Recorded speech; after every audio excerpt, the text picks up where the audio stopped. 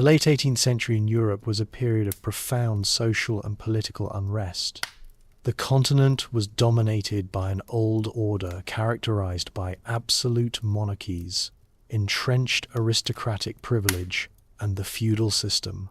This structure had remained largely unchanged for centuries, but beneath the surface, powerful forces were gathering that would soon shatter it forever.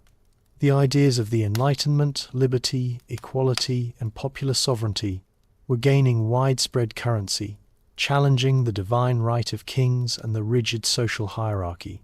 Thinkers like Voltaire, Rousseau, and Montesquieu advocated for a government based on a social contract with the consent of the governed, rather than on inherited power. These intellectual currents were a direct assault on the foundations of the existing political landscape. Meanwhile, economic realities were also driving change. The burgeoning middle class, comprised of merchants, bankers, and professionals, was amassing wealth but was systematically excluded from political power and social status. They chafed under a system that taxed them heavily while granting exemptions to the nobility and clergy. This economic inequality was particularly acute in France, where a series of poor harvests exacerbated a national debt crisis, pushing the peasantry to the brink of starvation. The country was a ticking time bomb.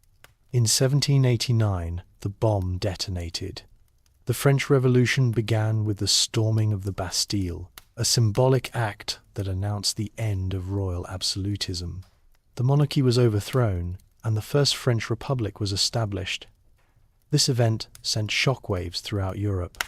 The crowned heads of neighboring states, fearing that revolutionary ideals would infect their own populations, watched with a mixture of horror and apprehension. They viewed the revolution as a dangerous precedent that threatened their very existence.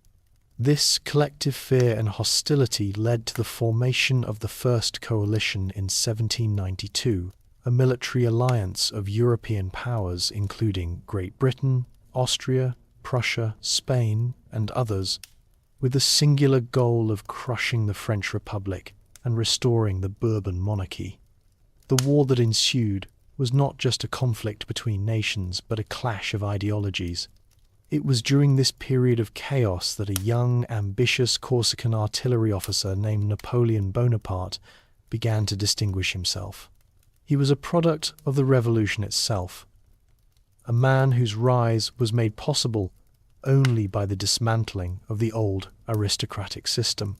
His military genius would prove instrumental in repelling the coalition forces, first at the siege of Toulon, then in his brilliant campaigns across Italy.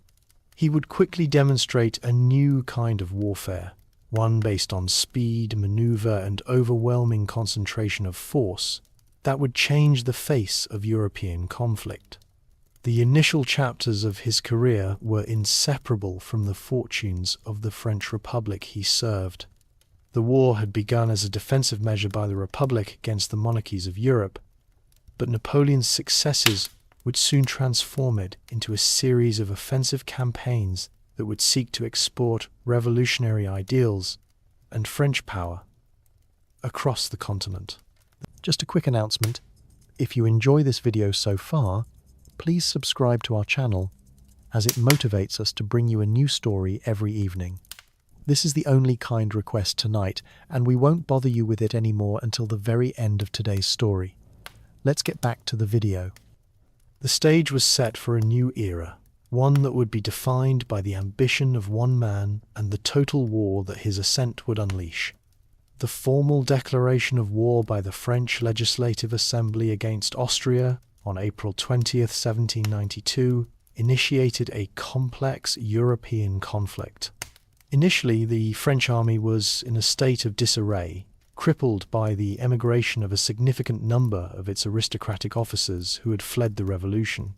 The forces of the First Coalition, a formidable alliance that came to include Prussia, Great Britain, the Dutch Republic, Spain, and other states, anticipated a swift and decisive victory. Their coordinated strategy was to march directly on Paris and extinguish the revolutionary government. The Duke of Brunswick's infamous manifesto, which threatened to destroy the city if the French royal family was harmed, only served to intensify the resolve of the French populace. Early military engagements proved calamitous for the French. However, a pivotal moment occurred at the Battle of Valmy on September the 20th, 1792. This clash, while tactically indecisive, was a monumental political victory. The Prussian advance was halted, and the French Republic was saved from an immediate existential threat. A new, ideologically driven army, fueled by a powerful sense of nationalism, began to take form. To counter the numerical superiority of the coalition, the French Committee of Public Safety, under the direction of Lazare Carnot, enacted the Levée en masse in August 1793. This unprecedented measure of mass conscription transformed warfare, mobilizing the entire male population and national economy for the war effort. With this new source of manpower, France began to push back on all fronts. In 1794, French forces achieved a decisive victory over the Austrians at the Battle of Fleurus, which resulted in the annexation of the Austrian Netherlands. This success was followed by a winter campaign that saw French armies invade and subdue the Dutch Republic, leading to the establishment of the Batavian Republic, a key client state. On the southern front, the French achieved sufficient victories to compel Spain to exit the war with the Peace of Basel in 1795. This marked the beginning of the coalition's collapse. The war concluded with the Treaty of Campo Formio in October 1797. This accord was largely dictated by France and represented a major geopolitical reordering. The French Republic secured the Austrian Netherlands, formalized its control over the left bank of the Rhine, and established the Cisalpine Republic in northern Italy. This series of events ended the First Coalition, leaving Great Britain as the solitary major power still in conflict with France. The French Republic had not only defended its borders, but had emerged as the dominant military force on the European continent, demonstrating the formidable power of a national army fighting with a new sense of purpose against the traditional professional armies of the old monarchies. In the autumn of 1793, the French Republic faced a significant internal challenge as counter-revolutionary forces, aligned with the Bourbon monarchy, seized control of the vital naval port of Toulon. This revolt was not merely a domestic uprising, but a critical strategic event, as the rebels invited the combined fleets of Great Britain and Spain to occupy the harbour and city. The British, commanded by Admiral Hood, immediately recognized the immense value of controlling France's principal Mediterranean naval base.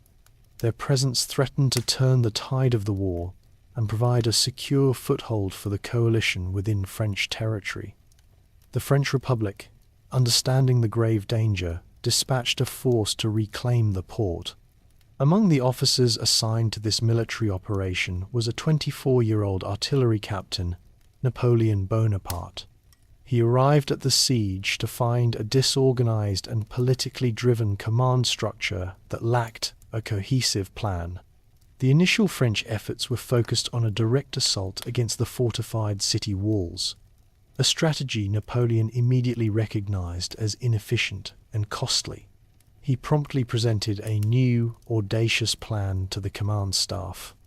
He argued that the key to recapturing the city was not to attack the town itself, but to force the coalition fleet to withdraw by capturing the strategic heights overlooking the harbour. His primary objective was a promontory known as l'Aiguillette, which, if secured, would allow French batteries to fire directly into the British and Spanish ships anchored below. Despite initial skepticism from his superiors, Napoleon's detailed and logical proposal eventually won favour, and he was given command of the artillery. He worked tirelessly to procure and deploy cannons, personally overseeing the construction of new gun emplacements. He positioned his batteries to target the enemy's ships from multiple angles, creating what he called the Battery of the Men without fear. His constant presence and technical expertise inspired his troops, and the bombardment of the harbour began. The relentless and accurate fire from the French guns soon began to take its toll on the coalition fleet.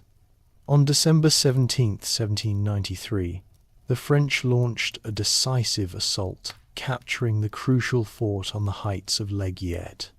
Once French cannons were established on the promontory, they commanded the entire harbour. The British and Spanish commanders, realizing their fleets were now trapped and vulnerable, made the immediate and difficult decision to evacuate. The coalition forces burned a significant portion of the French fleet and departed the port, leaving the counter-revolutionaries to be dealt with by the Republic. The siege was a resounding success for the French. Napoleon's instrumental role in the victory was immediately recognized by the Committee of Public Safety. He was promoted to Brigadier General just days later, a rank he had achieved by demonstrating a new kind of strategic vision.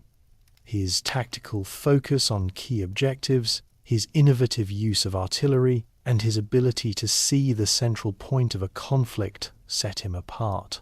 The siege of Toulon marked the true beginning of his extraordinary ascent. In 1796, the French Directory continued its military operations against the remaining members of the First Coalition, with Austria being a primary target. To complement its main offensive in the Rhineland, the Directory ordered a secondary campaign in northern Italy.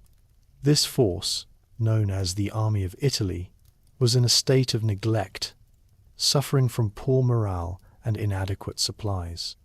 The command was given to General Napoleon Bonaparte, a figure whose recent successes had earned him a reputation for strategic brilliance.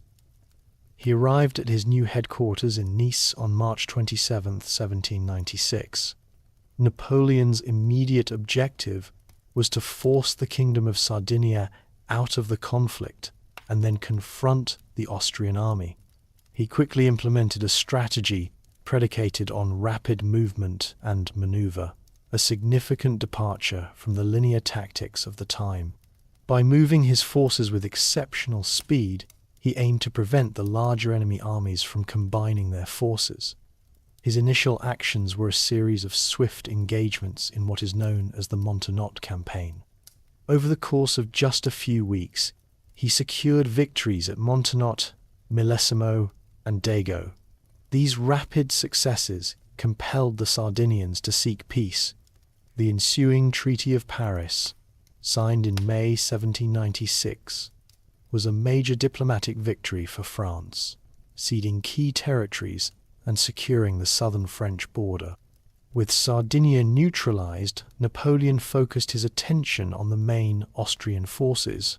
He demonstrated his audacious style by outflanking the Austrians, who were expecting a frontal assault, through a swift crossing of the Po River. This maneuver allowed him to defeat a portion of their army at the Battle of Lodi. The Austrians, now on the defensive, retreated eastward, but Napoleon's army relentlessly pursued them. He continued to employ his fluid tactics, engaging in a series of key battles that tested the limits of both his forces and his opponents.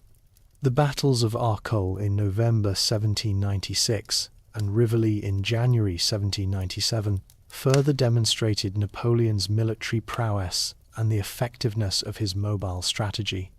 He was able to defeat successive Austrian relief armies, attempting to lift the siege of the critical fortress of Mantua. The fall of Mantua in February 1797 was a decisive moment, as it effectively eliminated the Austrian military presence in northern Italy. This campaign yielded immense strategic and economic benefits for France, as Napoleon extracted a great deal of wealth and established new client republics in the region. The campaign concluded with the Treaty of Campo Formio in October 1797, which solidified France's control over northern Italy and saw Napoleon return to Paris with immense power and prestige, having successfully completed a mission that far surpassed its original mandate. Following the Treaty of Campo Formio in 1797, France's sole remaining major opponent was Great Britain. With the Royal Navy's command of the English Channel making a direct invasion of the British Isles unfeasible, the French Directory sought an alternative strategy to strike at Britain's economic power. The plan that emerged was to invade Egypt. This expedition had two primary objectives: to sever Great Britain's trade routes to India and the East, and to establish a French presence in the region. For General Bonaparte, who had become a political figure of immense popularity and potential threat to the Directory, the mission served the dual purpose of utilizing his talents while keeping him occupied far from Paris. In May 1798, a massive French expeditionary force, consisting of some 40,000 soldiers and a large contingent of scientists and scholars, set sail from Toulon. Their first strategic move was the capture of Malta in June. The expedition then continued its voyage, managing to evade the British fleet commanded by Admiral Horatio Nelson. Upon arrival, the French army landed near Alexandria and quickly took the city. The primary military challenge came from the Mamluk forces that controlled Egypt. On July 21, 1798, Napoleon's army confronted the Mamluks at the Battle of the Pyramids. The French, employing a disciplined square formation, decisively defeated the Mamluk cavalry, and Bonaparte's forces occupied Cairo shortly thereafter. However, the military and logistical triumph was immediately overshadowed by a naval catastrophe. On August 1, 1798, Admiral Nelson's British fleet located the anchored French ships in the Bay of Aboukir. In the ensuing Battle of the Nile, the British launched a surprise attack that resulted in the near-total destruction of the French fleet. This naval disaster left Napoleon's army isolated in Egypt, its lines of communication and supply to France cut off. The campaign, initially designed as a grand strategic maneuver, now became a desperate fight for survival. With his army stranded, Napoleon attempted to consolidate French control and push into the Levant. He embarked on a campaign into Syria in early 1799, successfully capturing Jaffa. However, his advance was halted by a determined Ottoman defense at the Siege of Acre. Despite multiple assaults, the French were unable to breach the city's walls, and with a plague spreading among his troops, Napoleon was forced to abandon the siege and retreat to Egypt.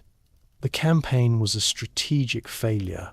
Recognizing the futility of his military situation and having learned of political instability within the French Directory, Napoleon made the critical decision to secretly abandon his army and return to France in August 1799, leaving command to General Kleber.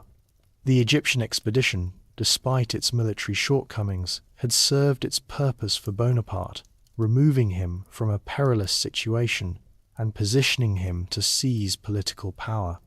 Upon his secretive return to France from Egypt, in October 1799, Napoleon Bonaparte found a nation in political turmoil. The government of the Directory was widely seen as corrupt, ineffective, and unstable. It had alienated both the radical Jacobin left and the royalist right, and its mismanagement of the economy had led to widespread public discontent. Despite the recent military victories in the French Revolutionary Wars, the Directory had failed to deliver domestic stability. Emmanuel Joseph Sieyès, a key member of the Directory, recognized the need for a strong military leader to orchestrate a change in government.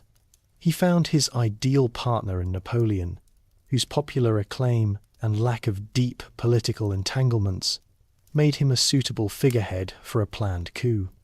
The conspiracy was carefully planned and involved Sieyès, Napoleon, and his brother, Lucien Bonaparte, who served as the president of the Council of 500. The coup was to be a legislative and political maneuver, not a violent military takeover. The plan was to force the resignation of the Directory and manipulate the legislative bodies, the Council of 500 and the Council of Ancients, into appointing a new provisional government.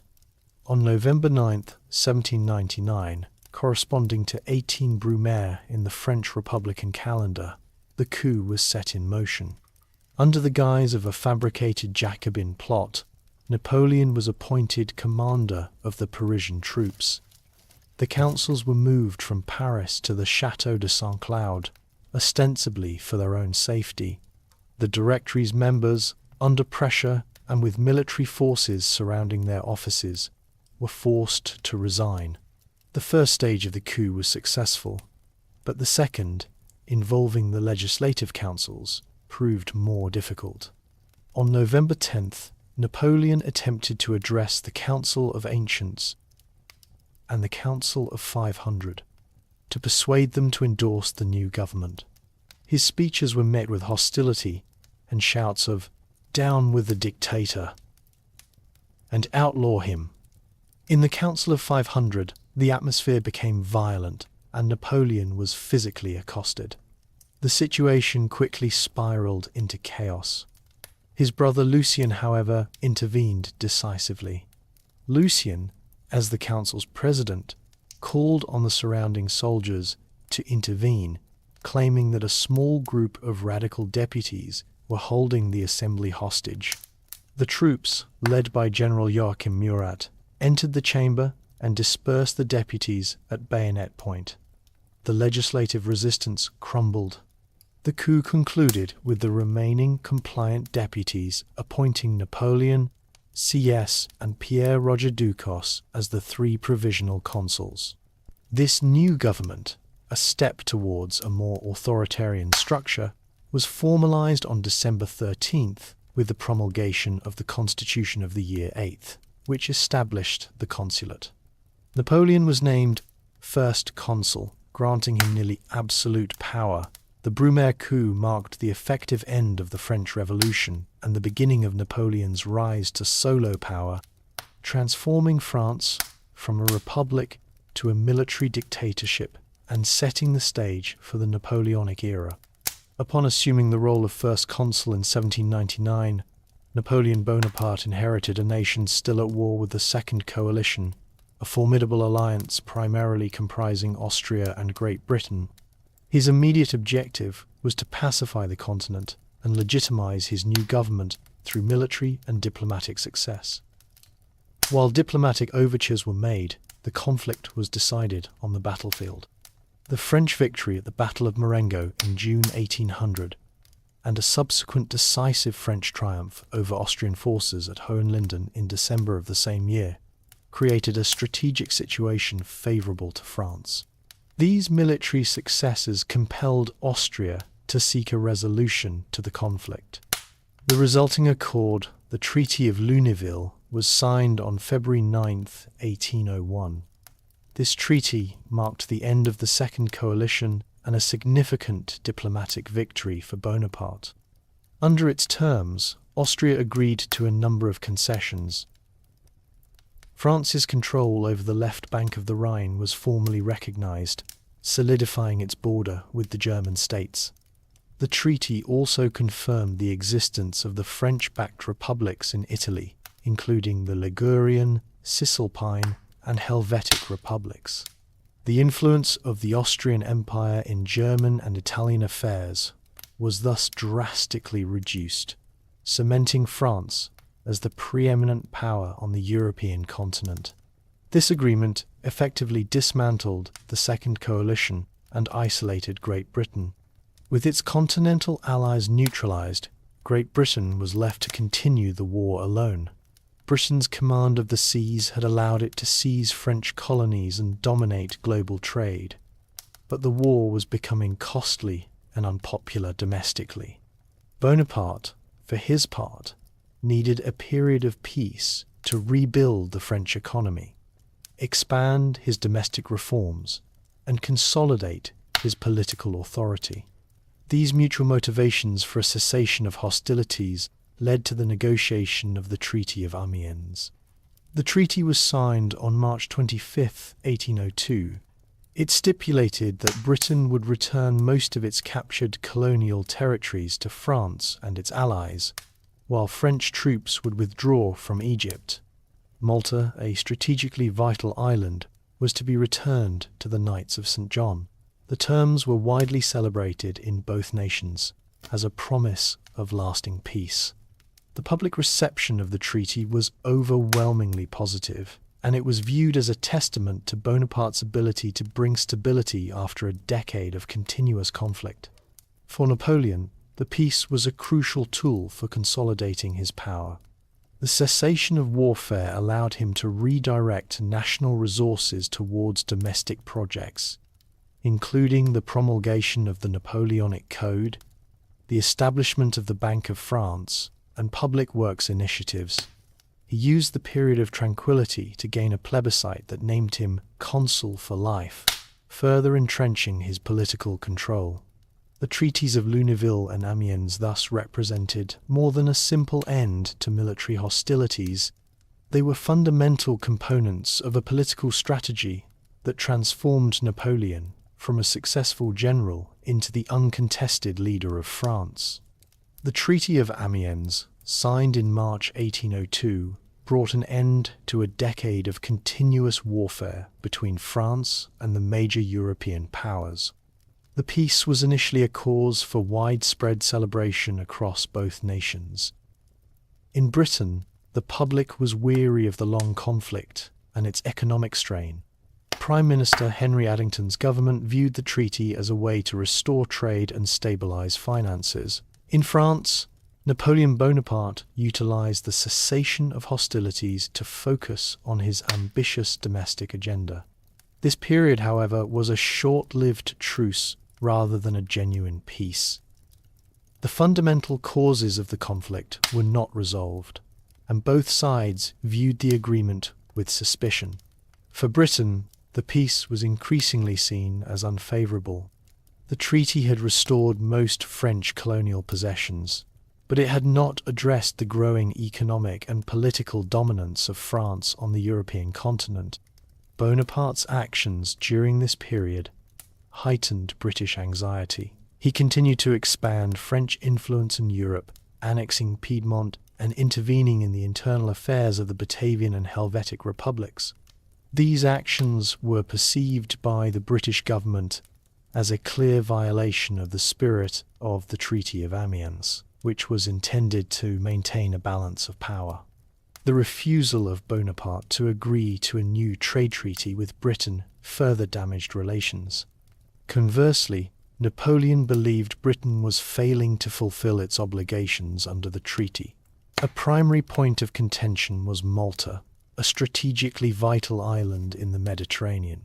The Treaty of Amiens stipulated that Britain was to withdraw its troops and return the island to the Knights of St. John.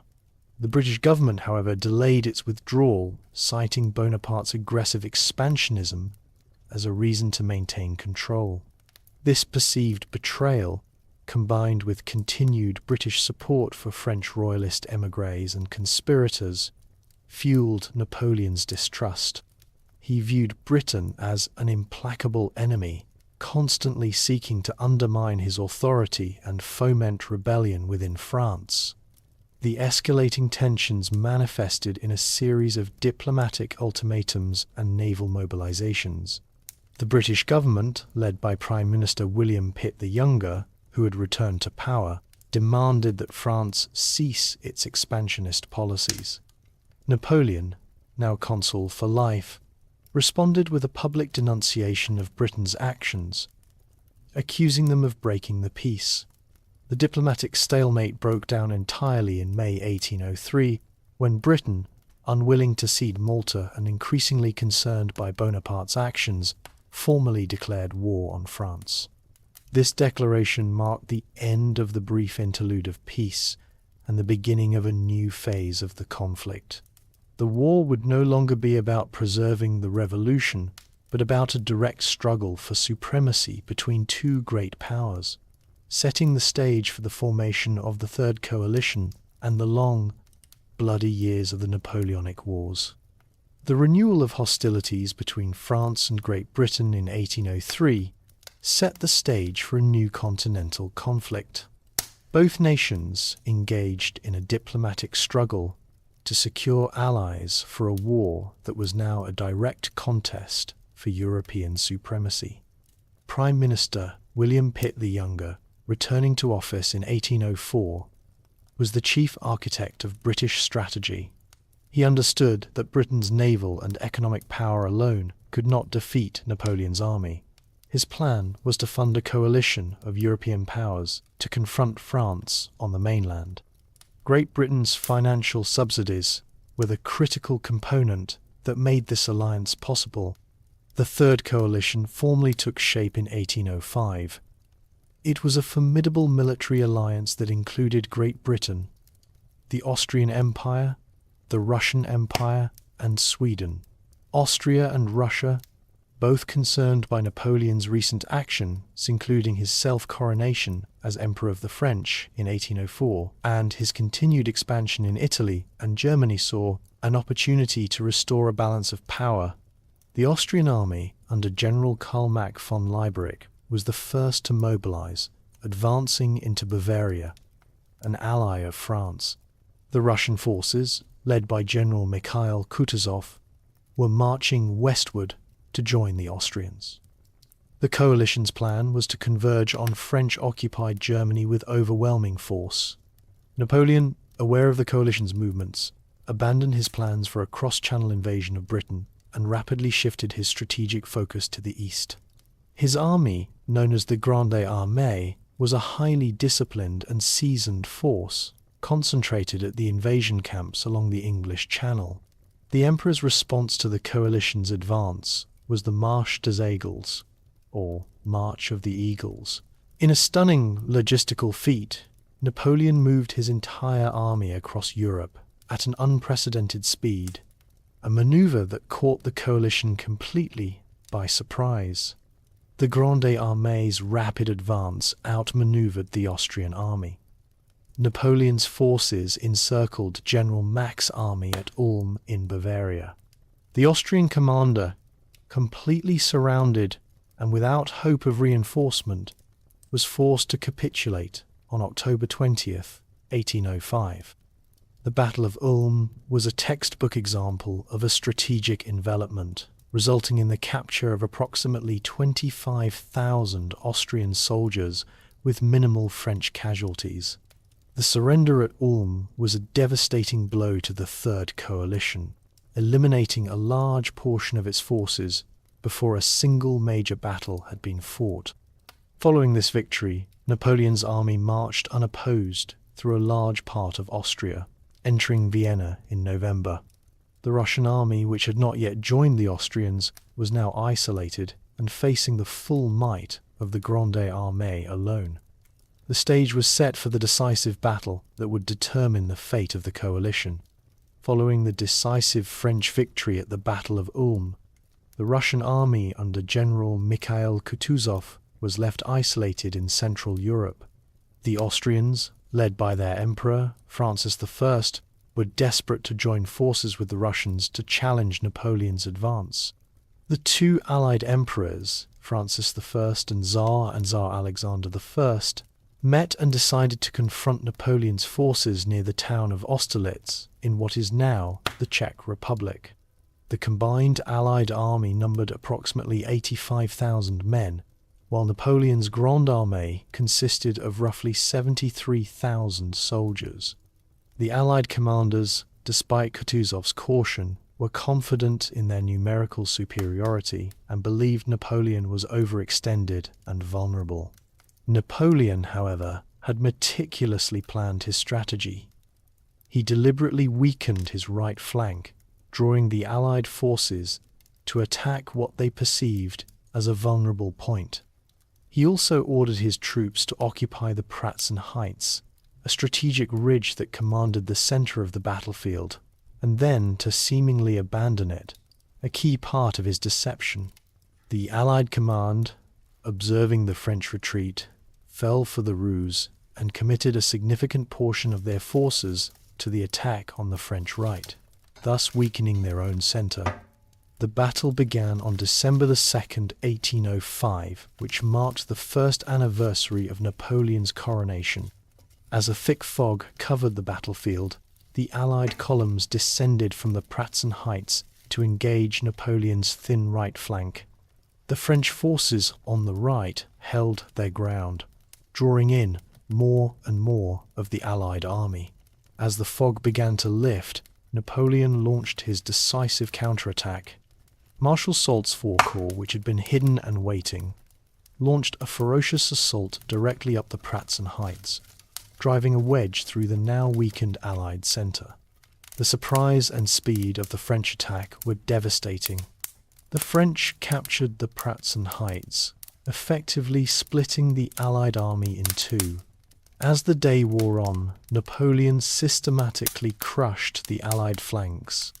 The Russian Guard, Tsar Alexander's elite force, attempted a counterattack, but was repelled by the French Imperial Guard. The Allied left flank, now isolated and surrounded, was completely annihilated. The routed Russian and Austrian forces retreated in chaos. The victory was a tactical masterpiece, a perfect execution of a planned feigned retreat and a decisive counterattack. The Battle of Austerlitz was the culmination of the War of the Third Coalition. It resulted in a devastating defeat for the Allied powers, with tens of thousands of casualties. The political consequences were immediate and profound. Francis I of Austria requested an armistice, which led to the Treaty of Pressburg. The Holy Roman Empire was dissolved, and Austria was forced to cede significant territories. Tsar Alexander withdrew his forces, leaving the continent for Napoleon to reorganize as he saw fit. The victory at Austerlitz confirmed Napoleon's status as the master of continental Europe. The French victory at the Battle of Austerlitz in December 1805 had immediate and profound political consequences for Central Europe. The defeat of the Allied Russian and Austrian forces shattered the Third Coalition and gave Napoleon Bonaparte the authority to reorganize the political map of the German states. The ancient and complex structure of the Holy Roman Empire, a loose confederation of hundreds of principalities, ecclesiastical states, and free cities, had been in decline for centuries. Its formal dissolution was a direct result of Napoleon's military and diplomatic dominance. The first step in this process was the Treaty of Pressburg, signed on December 26, 1805. This treaty, which ended the War of the Third Coalition, imposed severe terms on Austria. Emperor Francis I was forced to cede significant territories, including Venice to the French-backed Kingdom of Italy and the Tyrol to Bavaria. More importantly, the treaty recognized the sovereignty of the electorates of Bavaria, Württemberg, and Baden, elevating them to kingdoms or a grand duchy, respectively, and significantly strengthening their position at the expense of Austrian influence. Napoleon then began the systematic process of dismantling the remaining political entities of the Holy Roman Empire. He offered powerful German princes the opportunity to gain territory and status in exchange for their allegiance to France. This strategy was formalized with the creation of the Confederation of the Rhine in July 1806. 16 German states, including the newly elevated Bavaria, Württemberg, and Baden, signed a treaty with France, formally seceding from the Holy Roman Empire. The Confederation was a military alliance and a customs union, with Napoleon as its protector. Its members were obligated to provide French military forces with troops and support. The Confederation's creation was a geopolitical masterstroke that effectively ended Austrian and Prussian influence in Western and Southern Germany. The Holy Roman Empire could not withstand this fragmentation. On August 6, 1806, Emperor Francis II, recognizing the futility of his position, formally abdicated as Holy Roman Emperor and declared the empire dissolved. He retained his title as Emperor Francis I of Austria, a title he had adopted 2 years earlier. The dissolution of the empire marked the end of a 1,000-year-old political entity and a symbolic turning point in European history. It confirmed the end of the old order and the triumph of the new French-dominated system. This act also created a power vacuum that would lead to a period of intense conflict and the rise of German nationalism in the years to come. The Confederation of the Rhine, a political entity entirely under French control, was a clear manifestation of Napoleon's power to remake Europe in his own image, setting the stage for the next phase of his continental ambitions. Following the decisive defeat of the Third Coalition, Napoleon's reorganization of Germany led to a new conflict. Prussia, which had remained neutral during the previous war, now found its political and territorial ambitions threatened by France's growing influence in Central Europe. The creation of the Confederation of the Rhine, a French-controlled military alliance of German states, was seen by the Prussian government as a direct challenge to its own traditional preeminence in the region. King Frederick William III of Prussia, urged on by a powerful war party at his court, grew increasingly hostile toward France. Despite warnings from his advisors about the French military's recent successes and the need for diplomatic caution, Prussia issued an ultimatum to France in September 1806, demanding that French forces withdraw from Germany. Napoleon, who had not sought a new war, responded with characteristic speed and precision. He swiftly mobilized the Grande Armée, which was still stationed in southern Germany, and initiated a rapid advance into Prussian territory. The Prussian army, which had a formidable reputation forged under Frederick the Great, had not fought a major campaign in over a decade.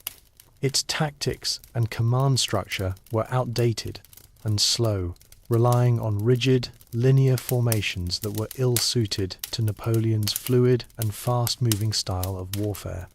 The Prussian army was a professional force but lacked the experience and organizational flexibility of the French. The ensuing campaign was remarkably swift and devastating for Prussia. In October 1806, the French and Prussian armies clashed in a double battle at Jena and Auerstedt. The main French army, led by Napoleon, engaged the Prussian forces under Prince Hohenlohe at Jena. Meanwhile, a separate corps of the Grande Armée, commanded by Marshal Davout, unexpectedly confronted the main Prussian army under King Frederick William III and the Duke of Brunswick at Auerstedt. Davout's outnumbered forces, through exceptional discipline and determination, held their ground against the primary Prussian army, achieving a stunning and unforeseen victory. At Jena, Napoleon's forces, with their superior numbers and tactical flexibility, systematically broke the Prussian lines. The simultaneous defeats at Jena and Auerstedt led to a complete and total collapse of the Prussian military. The French army pursued the shattered Prussian remnants relentlessly, capturing thousands of prisoners, including the king's own staff. The campaign demonstrated the profound gap between the antiquated military doctrine of the old order and Napoleon's modern warfare. The French occupied Berlin just 2 weeks after the initial battles. The defeat was an unprecedented humiliation for Prussia, shattering its military prestige and leading to its effective subjugation. The war continued into Poland as Napoleon pursued the remaining Russian forces. The Prussian military, confident in its historical reputation but operating under an antiquated command structure, sought to confront Napoleon's Grande Armée in October 1806. The Prussian army, consisting of 2 main forces, was led by the Duke of Brunswick and Prince Hohenlohe. The French military, in contrast, was organized into a series of highly mobile and independent corps, a key feature of Napoleon's modern warfare doctrine. The French emperor's strategy was to engage the Prussian forces on multiple fronts, preventing their effective coordination. The ensuing conflict became a double battle, fought on the same day but in 2 separate locations. On October 14th, 1806, Napoleon's main army, which he believed was facing the entire Prussian military, engaged Prince Hohenlohe's forces near the town of Jena. Napoleon's army, comprised of several corps, was numerically superior. The battle commenced with a series of coordinated French assaults that began to break the rigid Prussian lines. French forces, with their greater flexibility and experience from recent campaigns, systematically overwhelmed the Prussian infantry formations. Marshal Soult's Four Corps and Marshal Ney's Fifth Corps played a significant role in the initial attacks, while Marshal Lannes' Five Corps held the centre. Napoleon's command of the battlefield and his use of combined arms infantry, cavalry, and artillery working in concert proved decisive. The Prussian army at Jena suffered a total rout, disintegrating and fleeing the field in complete disarray. Napoleon had achieved a major victory. Unbeknownst to Napoleon, the main Prussian army, commanded by the Duke of Brunswick and King Frederick William III, was not at Jena, but was located a few miles to the north at Auerstedt. Here, Marshal Davout's outnumbered three corps, a force of approximately 26,000 men, unexpectedly confronted the primary Prussian army of over 60,000 soldiers. Despite facing overwhelming numerical odds, Davout's forces demonstrated extraordinary discipline and resilience. The French infantry squares held firm against repeated Prussian cavalry charges, and the French artillery proved highly effective. The Duke of Brunswick was mortally wounded early in the fighting, causing a leadership vacuum that further crippled the Prussian command. Davout's corps, fighting with incredible determination, held their ground and eventually forced the much larger Prussian force into a chaotic retreat. The simultaneous defeats at Jena and Auerstedt were a catastrophic military and political disaster for Prussia. The army, once considered a model of European military excellence, was shattered in a single day. The French army, in a relentless pursuit, captured thousands of prisoners and virtually dismantled the Prussian state. Berlin, the Prussian capital, was occupied by French forces just 2 weeks later. The battles demonstrated the profound chasm between the tactics of the old order and the new form of warfare introduced by Napoleon, permanently ending Prussia's military prestige as it had existed and setting the stage for a new political reality in Central Europe. Following the decisive defeat of Prussia in late 1806, Napoleon's Grande Armée advanced eastward into Poland to confront the Russian forces, which had not yet been fully engaged. The Russian army, under the command of General Levin August von Bennigsen, was a formidable and disciplined force that sought to avoid a decisive engagement while wearing down the French through attrition. The campaign took place during the harsh Polish winter, a factor that would significantly influence military operations and logistics. The extreme cold, snow, and frozen terrain created immense challenges for both armies. The two main armies maneuvered for position throughout the winter of 1806,100 and 807. The French, with their rapid advance, sought to force a pitched battle. The Russians, however, employed a strategy of feigned retreats, drawing Napoleon's forces deeper into unfamiliar and hostile territory.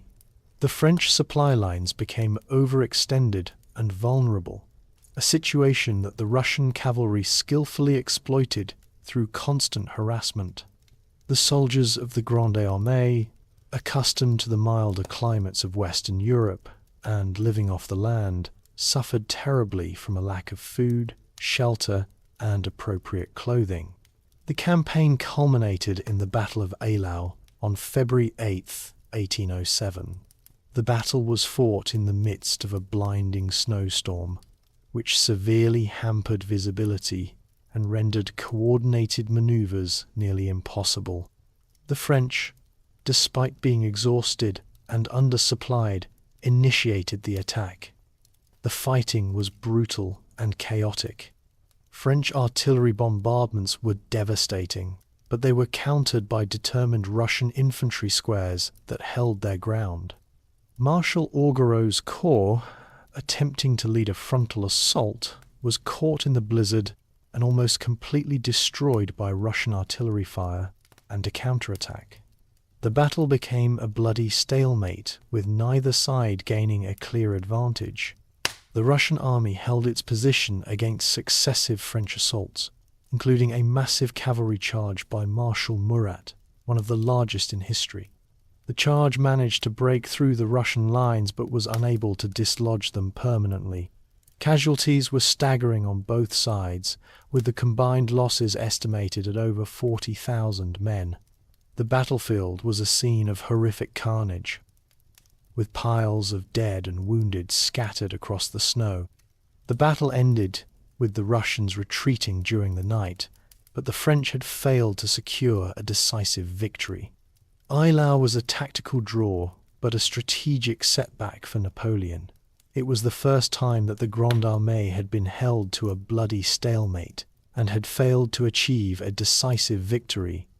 The battle exposed the vulnerabilities of the French army and the resilience of the Russian forces.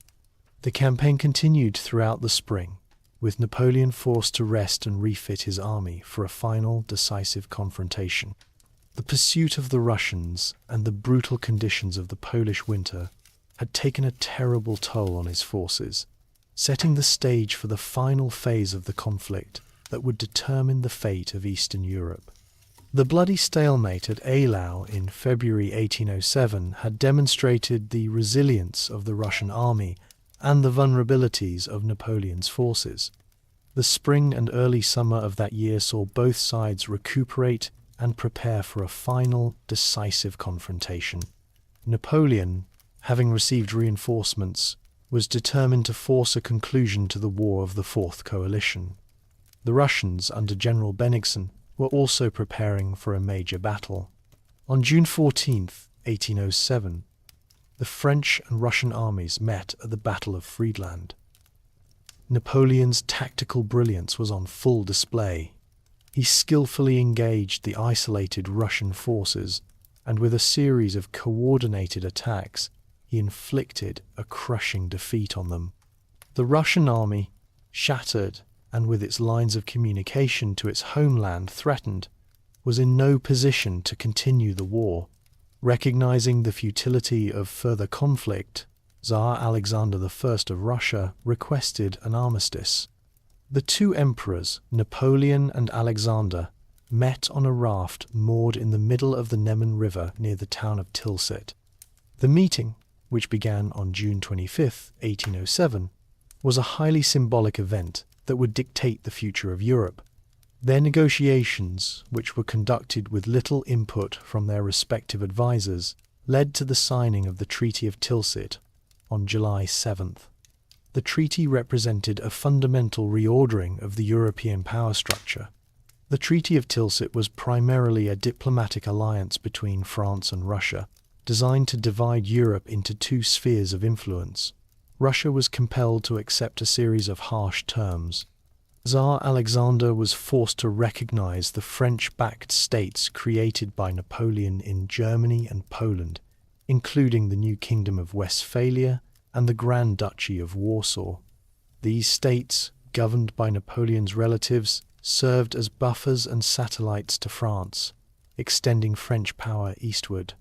Russia was also forced to abandon its alliance with Great Britain and join the continental system, an economic blockade designed to isolate Britain from European trade. The treaty also placed severe financial and territorial penalties on Prussia, which was stripped of nearly half its territory.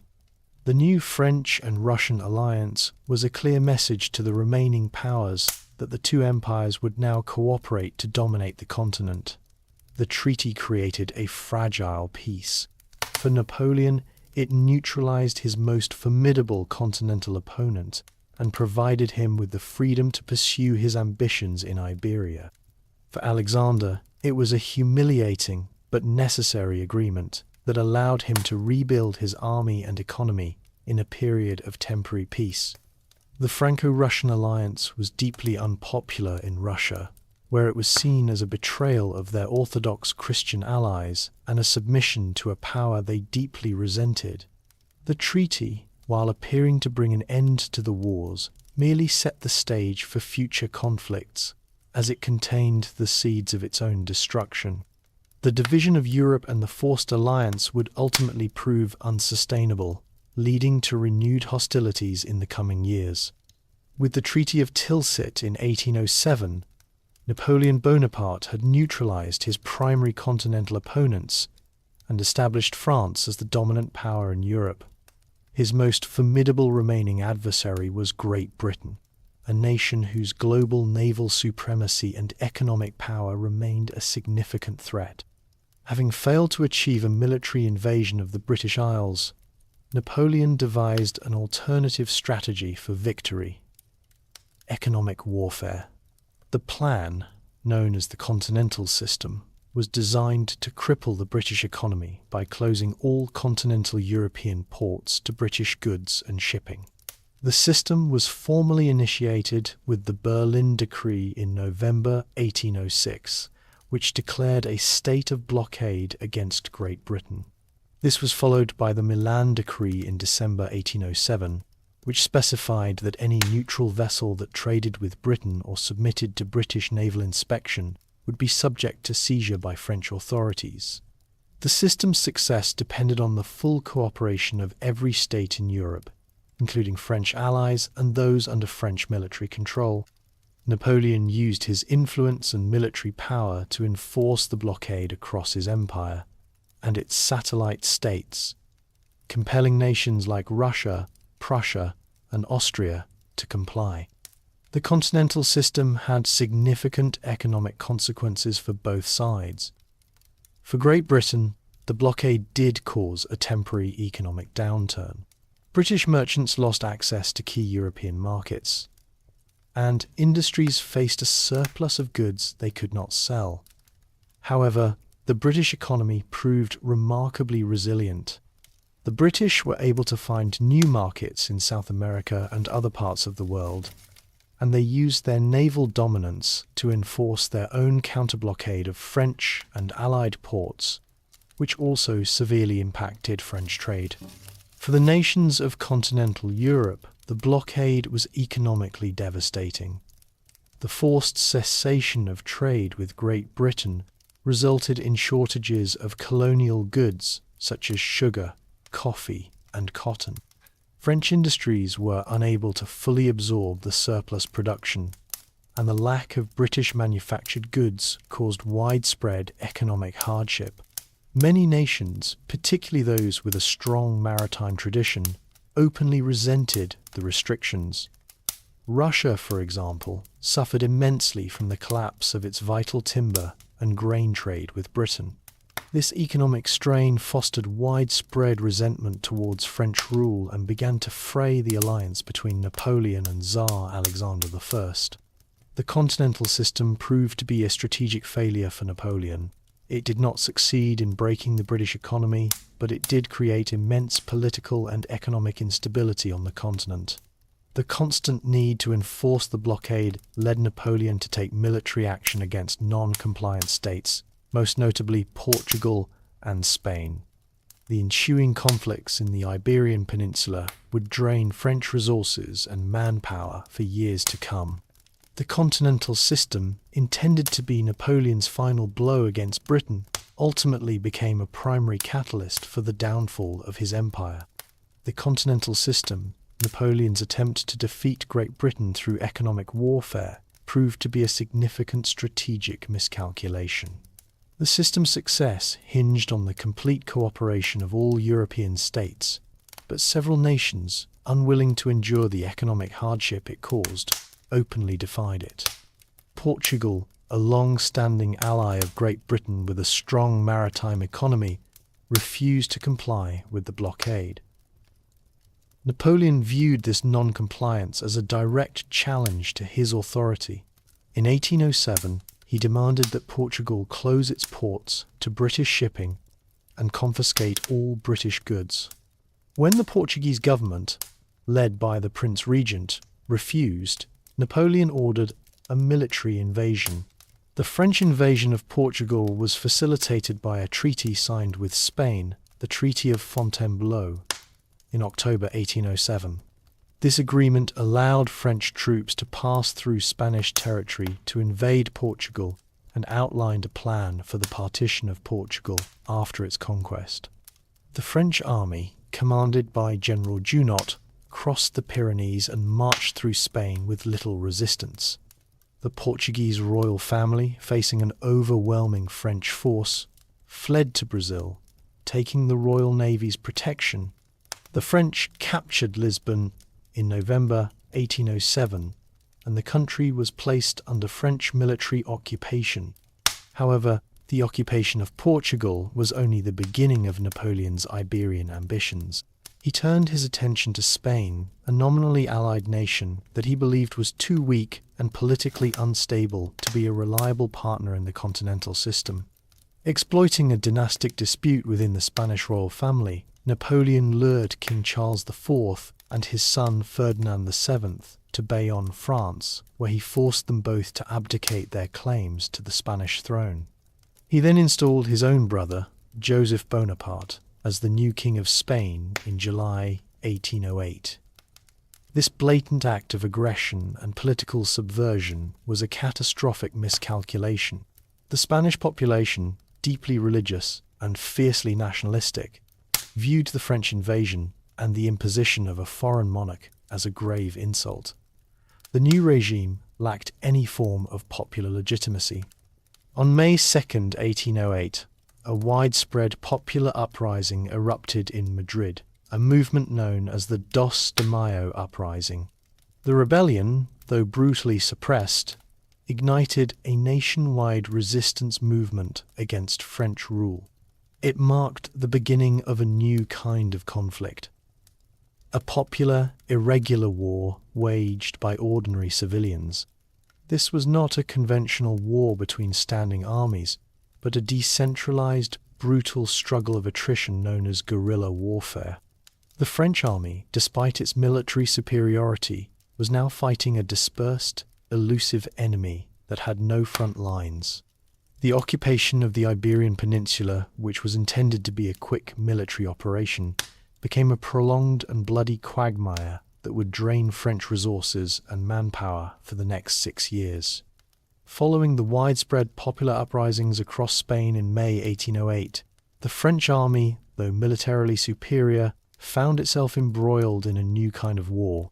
The conflict was not characterized by large-scale battles between professional armies, but by a brutal, decentralized struggle against a fiercely determined populace. One of the most significant early manifestations of this resistance was the First Siege of Saragossa, a city in Aragon that became a symbol of Spanish defiance. The city was not a major military fortress. Its defences consisted primarily of medieval walls and religious buildings. However, its strategic location on the Ebro River made it a critical objective for the French forces.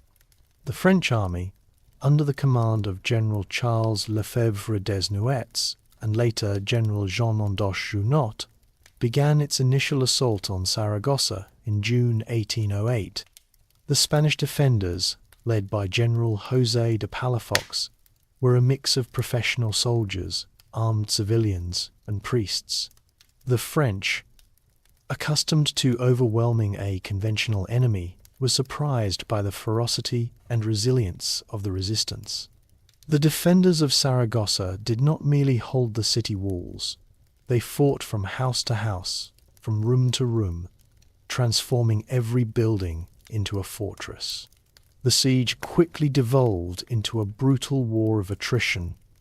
The French launched repeated bombardments and infantry assaults, but each attack was met with fanatical resistance from the civilian population. Women and children played an active role in the defense, carrying ammunition, providing medical care, and even fighting on the barricades. The French, frustrated by the lack of a clear front line, resorted to a systematic campaign of destruction. using artillery to level entire city blocks. The Spanish response was to rebuild their defenses from the rubble and continue the fight. After 2 months of relentless fighting and heavy casualties on both sides, the French, unable to breach the city's defenses and facing supply shortages, were forced to lift the siege in August 1808. The retreat of the French army was a stunning humiliation and a major moral victory for the Spanish resistance. The first siege of Saragossa demonstrated the depth of the Spanish populace's opposition to the French occupation. It also highlighted a fundamental weakness in Napoleon's military strategy. His armies were ill-equipped to combat a popular, irregular war. The siege returned in December 1808 with a much larger French force commanded by Marshal Lannes. The second siege of Saragossa was even more brutal than the first. The fighting was prolonged and desperate, with both sides suffering immense casualties from combat, disease, and starvation. The city finally fell in February 1809, but the cost to the French was staggering. The sieges of Saragossa became a powerful symbol of the Spanish resistance, proving that Napoleon's conventional military power could be bogged down by a popular total war. The conflict in Spain would come to be known as the Spanish ulcer, a bleeding wound that would drain Napoleon's resources for the remainder of his reign. The widespread Spanish uprising and the protracted guerrilla war created a crucial opportunity for Great Britain to intervene directly on the European mainland. The British government, seeking a way to engage Napoleon's land forces without a direct invasion of France, recognized that the Iberian Peninsula was the ideal theatre for a continental campaign. With the French army bogged down in a brutal counterinsurgency war and its command structure disjointed, Britain saw an opportunity to support the Spanish and Portuguese resistance and establish a strategic foothold. In August 1808, a British expeditionary force of approximately 14,000 men, commanded by Lieutenant General Sir Arthur Wellesley, landed in Portugal. Wellesley, a veteran of campaigns in India, was a disciplined and methodical commander who contrasted sharply with the more aggressive and impulsive French marshals. His initial objective was to secure Portugal and expel the French forces that had occupied Lisbon. His first major engagement was the Battle of Vimeiro on August 21st, 1808. In this battle, Wellesley's forces, despite being outnumbered, decisively defeated the French under General Junot. The victory was a significant morale booster for the Allied forces and a major setback for the French. It led to the Convention of Sintra, which allowed the French to evacuate Portugal with their weapons and equipment. This controversial agreement, while securing the immediate liberation of Portugal, was widely criticised in Britain as too lenient. The arrival of the British Army in the peninsula marked a turning point in the war. For the first time, the French were faced with a professional, well-supplied and disciplined army that was not part of a rapidly collapsing coalition. Wellesley's forces, while initially small, provided a crucial anchor for the Spanish and Portuguese resistance. The British presence provided material support, including weapons and financial subsidies, and a centralized military command that the fragmented guerrilla forces lacked. The French were now fighting on two fronts: the brutal war of attrition against the guerrillas and a conventional war against an increasingly effective British army. Napoleon, recognizing the strategic threat posed by the British presence, personally led an army into Spain to crush the rebellion and drive the British out. His campaign was a series of rapid and decisive victories against the Spanish armies. The British, realizing they were facing the full might of the Grande Armée, were forced to retreat to the northern coast of Spain. The campaign concluded with the Battle of Corunna in January 1809, in which the British successfully evacuated from Spain after a rearguard action. Although the British had been pushed out of Spain, they had established a permanent military presence in Portugal. This presence, combined with the unceasing guerrilla war, would tie down an enormous number of French troops and resources for the next 5 years, making the Peninsular War a constant drain on Napoleon's strength and a key factor in his eventual downfall. The ongoing conflict in the Iberian Peninsula, which was draining French resources and manpower, provided an opportune moment for a new European coalition to challenge Napoleon's dominance. The Austrian Empire, having suffered 2 humiliating defeats in the preceding wars, sought to regain its lost territories and prestige. The Austrian government believed that Napoleon's attention was divided between the Spanish front and the lingering tensions with Russia. It also hoped that a new war would ignite widespread nationalist uprisings in Germany, where resentment against French occupation was growing. The British, for their part, promised financial subsidies to support Austria's war effort. In April 1809, the Austrian army, under the command of Archduke Charles, unilaterally launched an invasion of Napoleon's allied state of Bavaria, thus initiating the War of the Fifth Coalition. The Austrians, having undertaken a series of significant military reforms, were better organized and more determined than in previous campaigns. Their army was now organized into corps, a system similar to the French Grande Armée, and their artillery had been modernized. Archduke Charles was a capable commander who aimed to draw Napoleon into a battle on his own terms. Napoleon, who was in Paris at the time, responded with his characteristic speed. He left the capital and quickly took command of his army in Germany.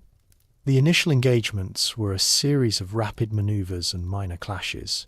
In a 5-day period known as the Battle of Abensberg, Napoleon skillfully outmaneuvered the Austrians, forcing them to retreat. This was followed by a decisive French victory at the Battle of Eckmühl, which forced Archduke Charles to withdraw his main army across the Danube River. The French army then advanced and occupied Vienna for a second time in 4 years. Despite the loss of their capital, the Austrians were not yet defeated. Archduke Charles had managed to preserve the core of his army and positioned it on the northern bank of the Danube, across from Vienna. He correctly anticipated that Napoleon would attempt a crossing and prepared for a decisive confrontation. The ensuing events would lead to a period of intense combat around the Danube, culminating in the major battles of Aspern-Essling and Wagram.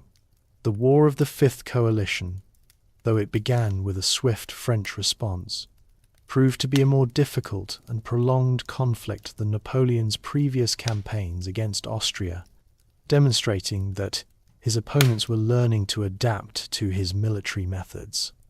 The Austrian army's resilience and renewed capability would challenge Napoleon's reputation for invincibility. After occupying Vienna for a second time in 4 years, Napoleon Bonaparte faced a critical strategic challenge. Archduke Charles, the commander of the Austrian army, had positioned his main force on the northern bank of the Danube River, across from the city. He correctly anticipated that Napoleon would attempt to cross the river and sought to use the terrain to his advantage. The Austrian army, now reformed and more disciplined, was eager to redeem itself after a series of defeats. Napoleon's immediate objective was to cross the Danube and force a decisive engagement that would end the War of the Fifth Coalition. The French army began its crossing on May 20th, 1809, using a series of pontoon bridges to move from the southern bank to the large island of Lobau in the middle of the river. From there, they constructed another bridge to reach the northern bank. The crossing was a difficult and perilous operation, hampered by the rising water levels of the Danube and a constant threat of floating debris. On the northern bank, a small French force established a bridgehead, occupying the villages of Aspern and Essling. Archduke Charles, who had concentrated his army on the hills overlooking the French bridgehead, allowed the French to cross a portion of their forces before launching his attack. His strategy was to cut off the French from their main support on Lobau Island and then annihilate the isolated French force. The ensuing battle, which began on May 21st, was a 2-day brutal confrontation for control of the two villages and the bridgehead. The Austrians launched a series of powerful, coordinated assaults on Aspern and Essling, with a clear objective of pushing the French back into the river. The fighting was intense and desperate. The French forces, under the command of Marshals Massena and Lannes, defended the villages with great determination. The Austrians, with their superior numbers, repeatedly drove the French out of the villages, only to be pushed back in ferocious counterattacks. The battle was a costly and bloody struggle. A critical turning point occurred when the Austrians managed to destroy the pontoon bridge linking the French on the northern bank with Lobau Island. This action cut off the French army from reinforcements and resupply, placing them in a perilous position.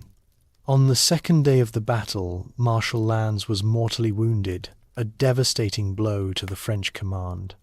With his army isolated and suffering heavy casualties, Napoleon was forced to order a retreat back to the island of Lobau.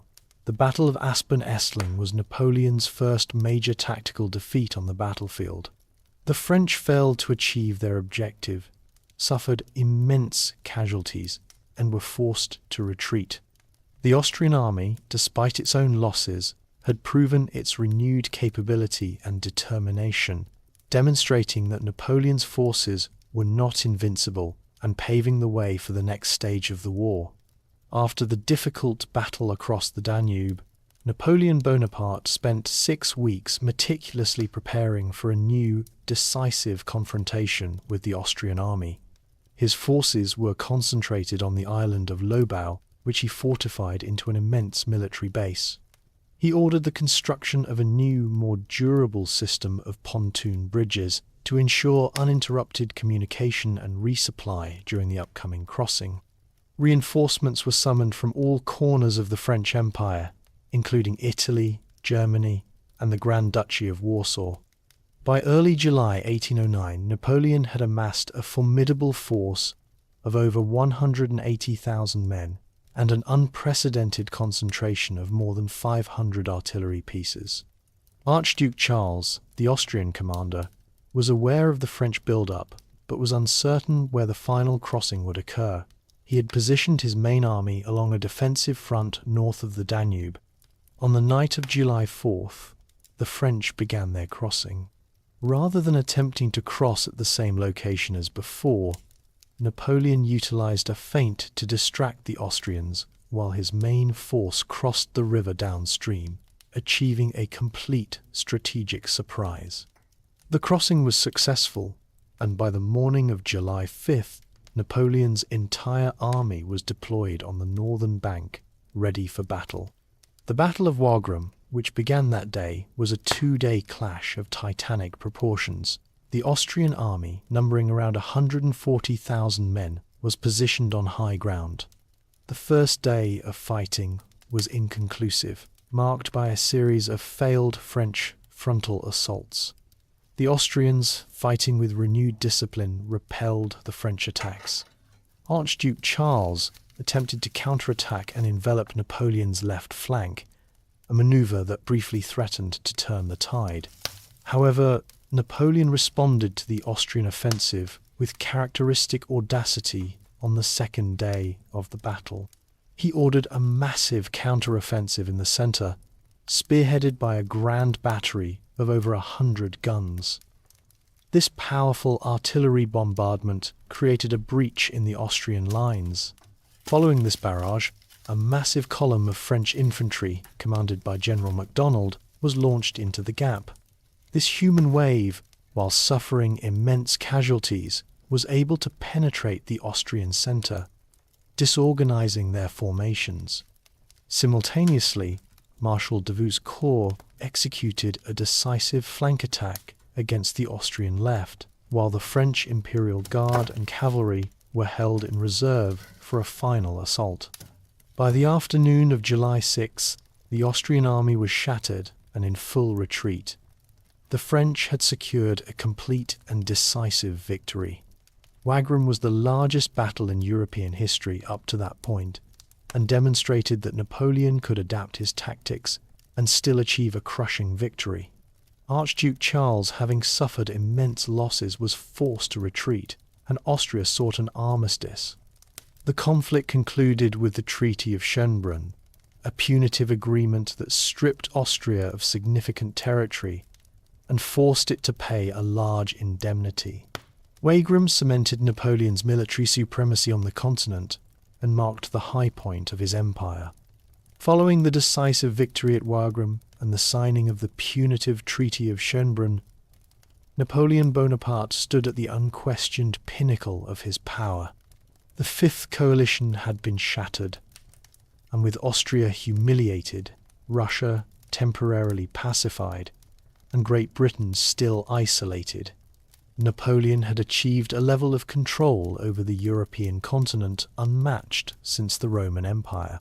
His empire now stretched from the Pyrenees to the Baltic Sea, either through direct French rule, a network of satellite kingdoms governed by his relatives, or strategic alliances with former enemies.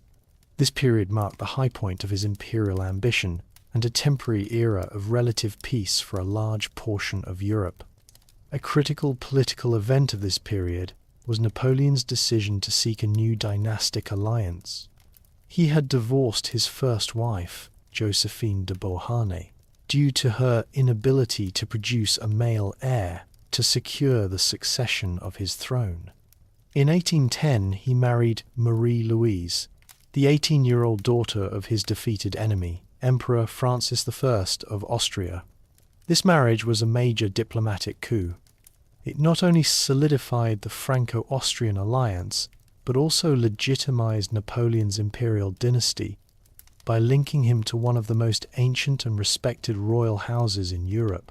The birth of a son, Napoleon II, in 1811, provided him with a direct heir and seemed to ensure the continuity of his newly established empire.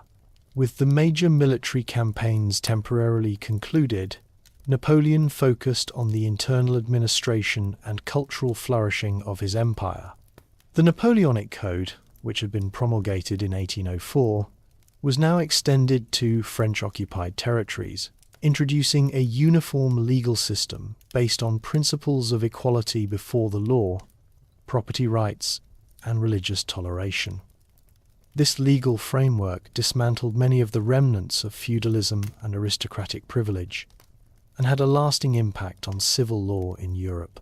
New universities and lycees were established to train a merit-based civil service, and a centralized administration ensured the efficient collection of taxes and the implementation of imperial decrees.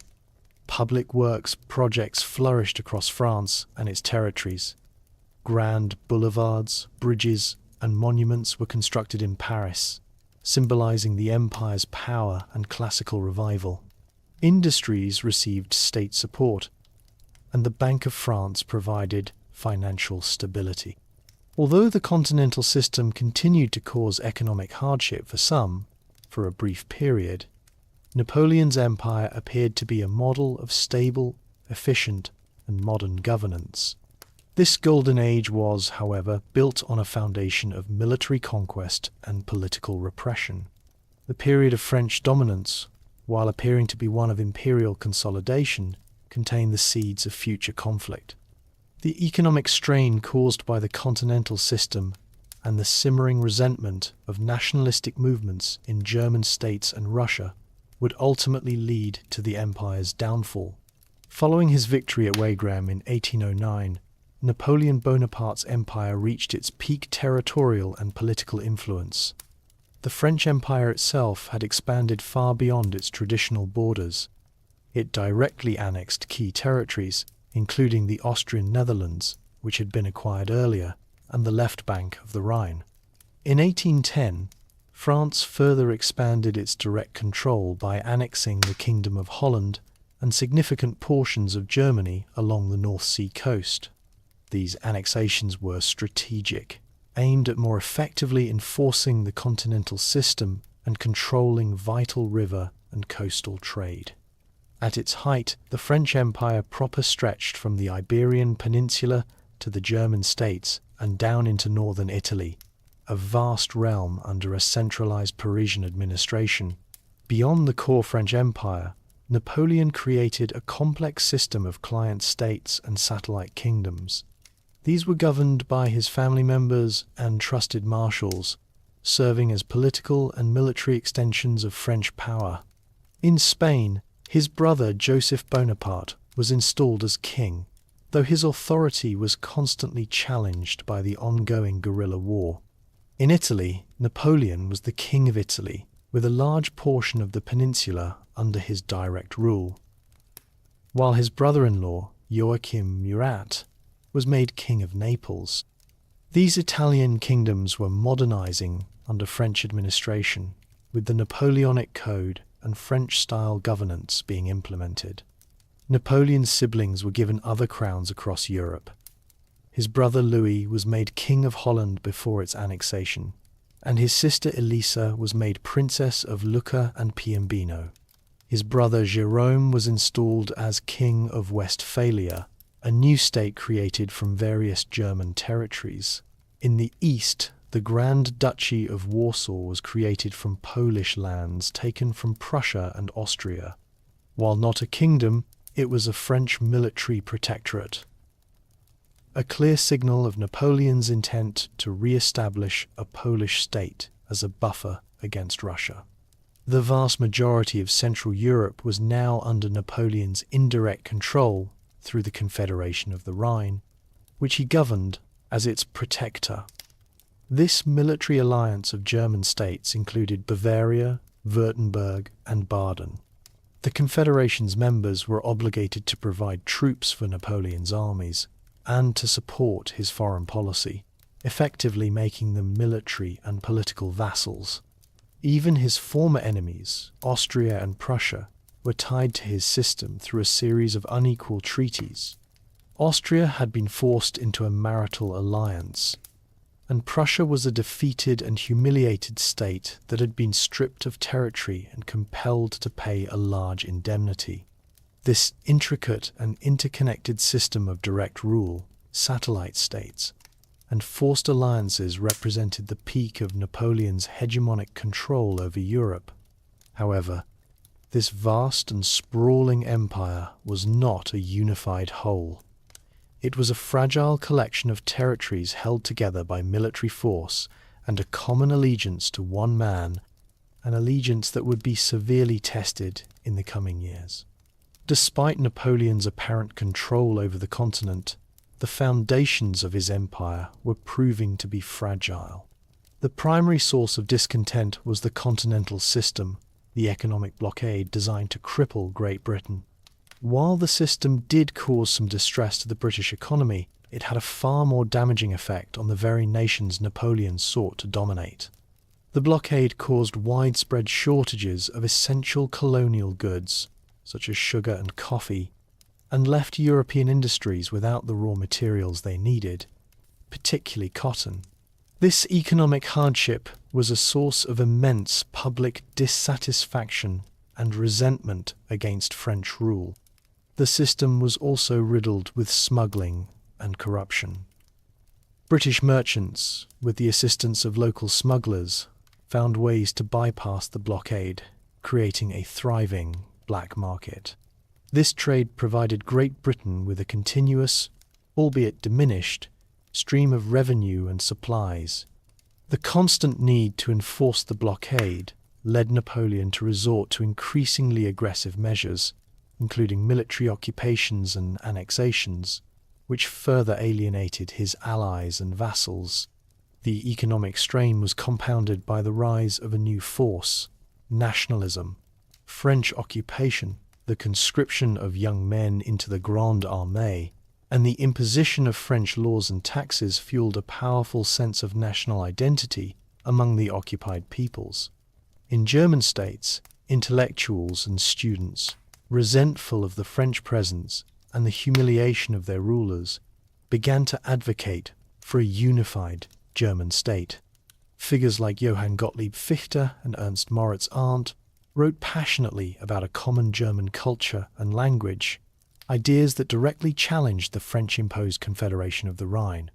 In Spain, this nationalistic fervour manifested in a brutal and protracted guerrilla war that drained French resources. The Spanish people, fighting for their king and their Catholic faith, refused to submit to the French-imposed regime of Joseph Bonaparte.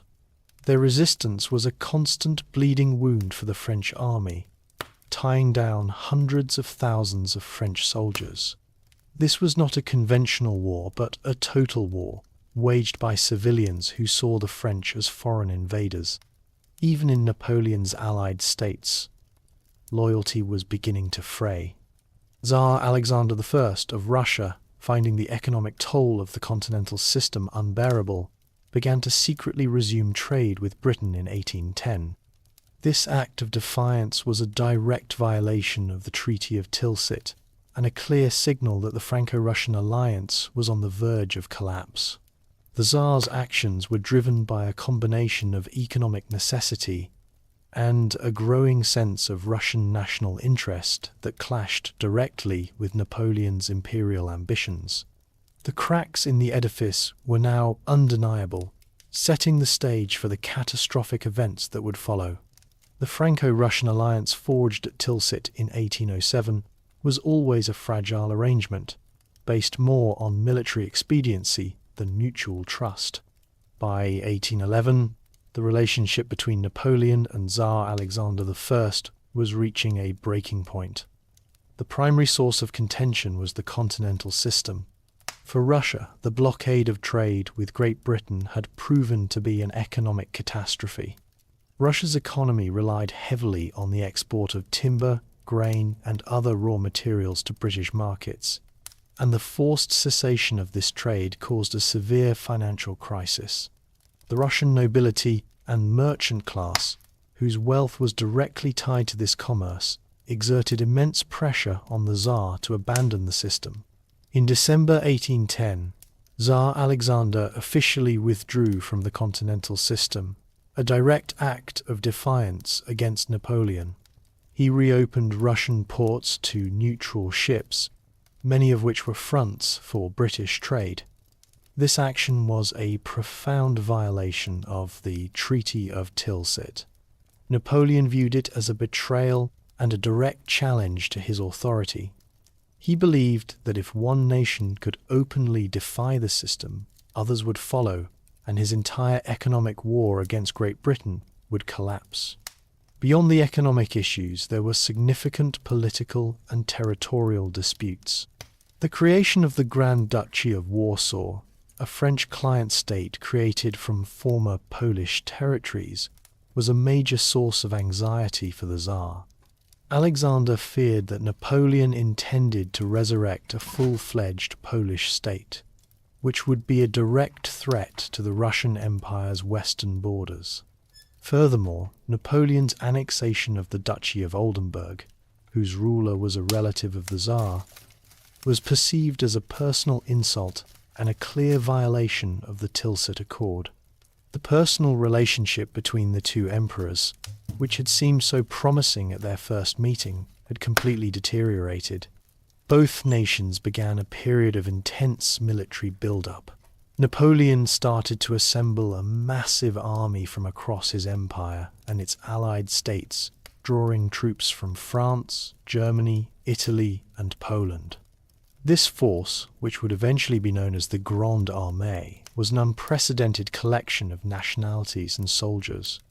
Concurrently, Russia began mobilizing its own forces and adopting a new military strategy.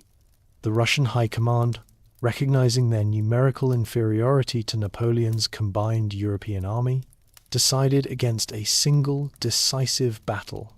Their new plan was to engage in a war of attrition, drawing the French army deep into Russia's vast interior, utilizing the country's immense size and harsh climate as its primary defensive assets. The diplomatic channels between Paris and St. Petersburg closed. The war was no longer a question of if, but when. The stage was set for the most ambitious and ultimately catastrophic military campaign in Napoleon's career. The diplomatic breakdown between France and Russia compelled Napoleon Bonaparte to prepare for an invasion on an unprecedented scale.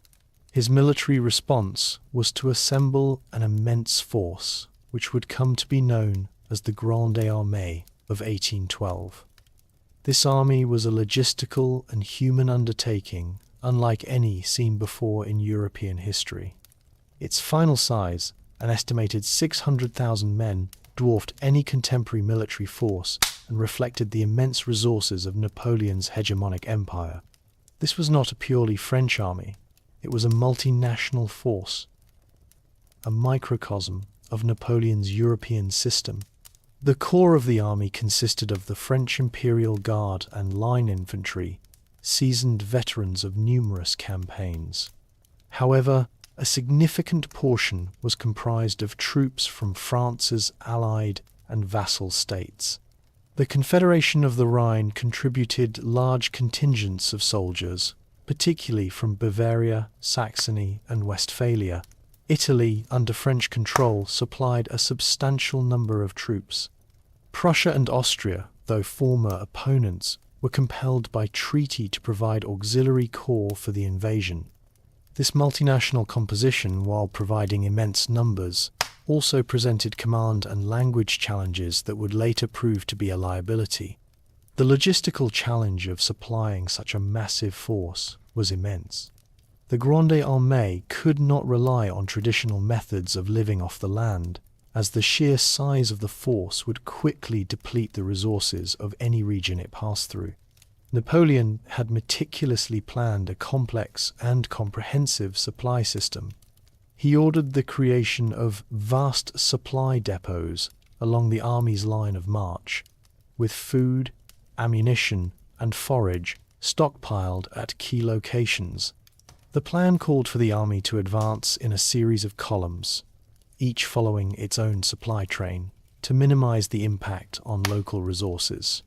However, the sheer distances involved and the underdeveloped infrastructure of Eastern Europe made this plan extremely difficult to execute. The invasion relied heavily on a logistical model of rapid, deep penetration into enemy territory, with the expectation of a single, decisive battle to end the war swiftly. Napoleon believed that the Russian army would be forced into a major confrontation near the border to protect their capital and population centers. This assumption shaped all of his logistical preparations. The army moved with immense baggage trains, carrying food, medical supplies, and ammunition. The sheer size of these trains, however, slowed the army's advance and made them vulnerable to attack. The invasion of Russia was a logistical gamble, a race against time and geography.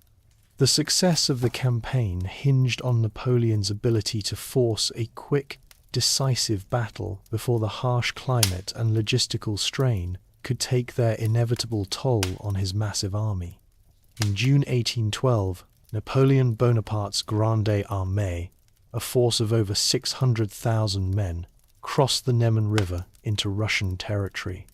The invasion was launched without a formal declaration of war and was intended to be a swift and decisive campaign.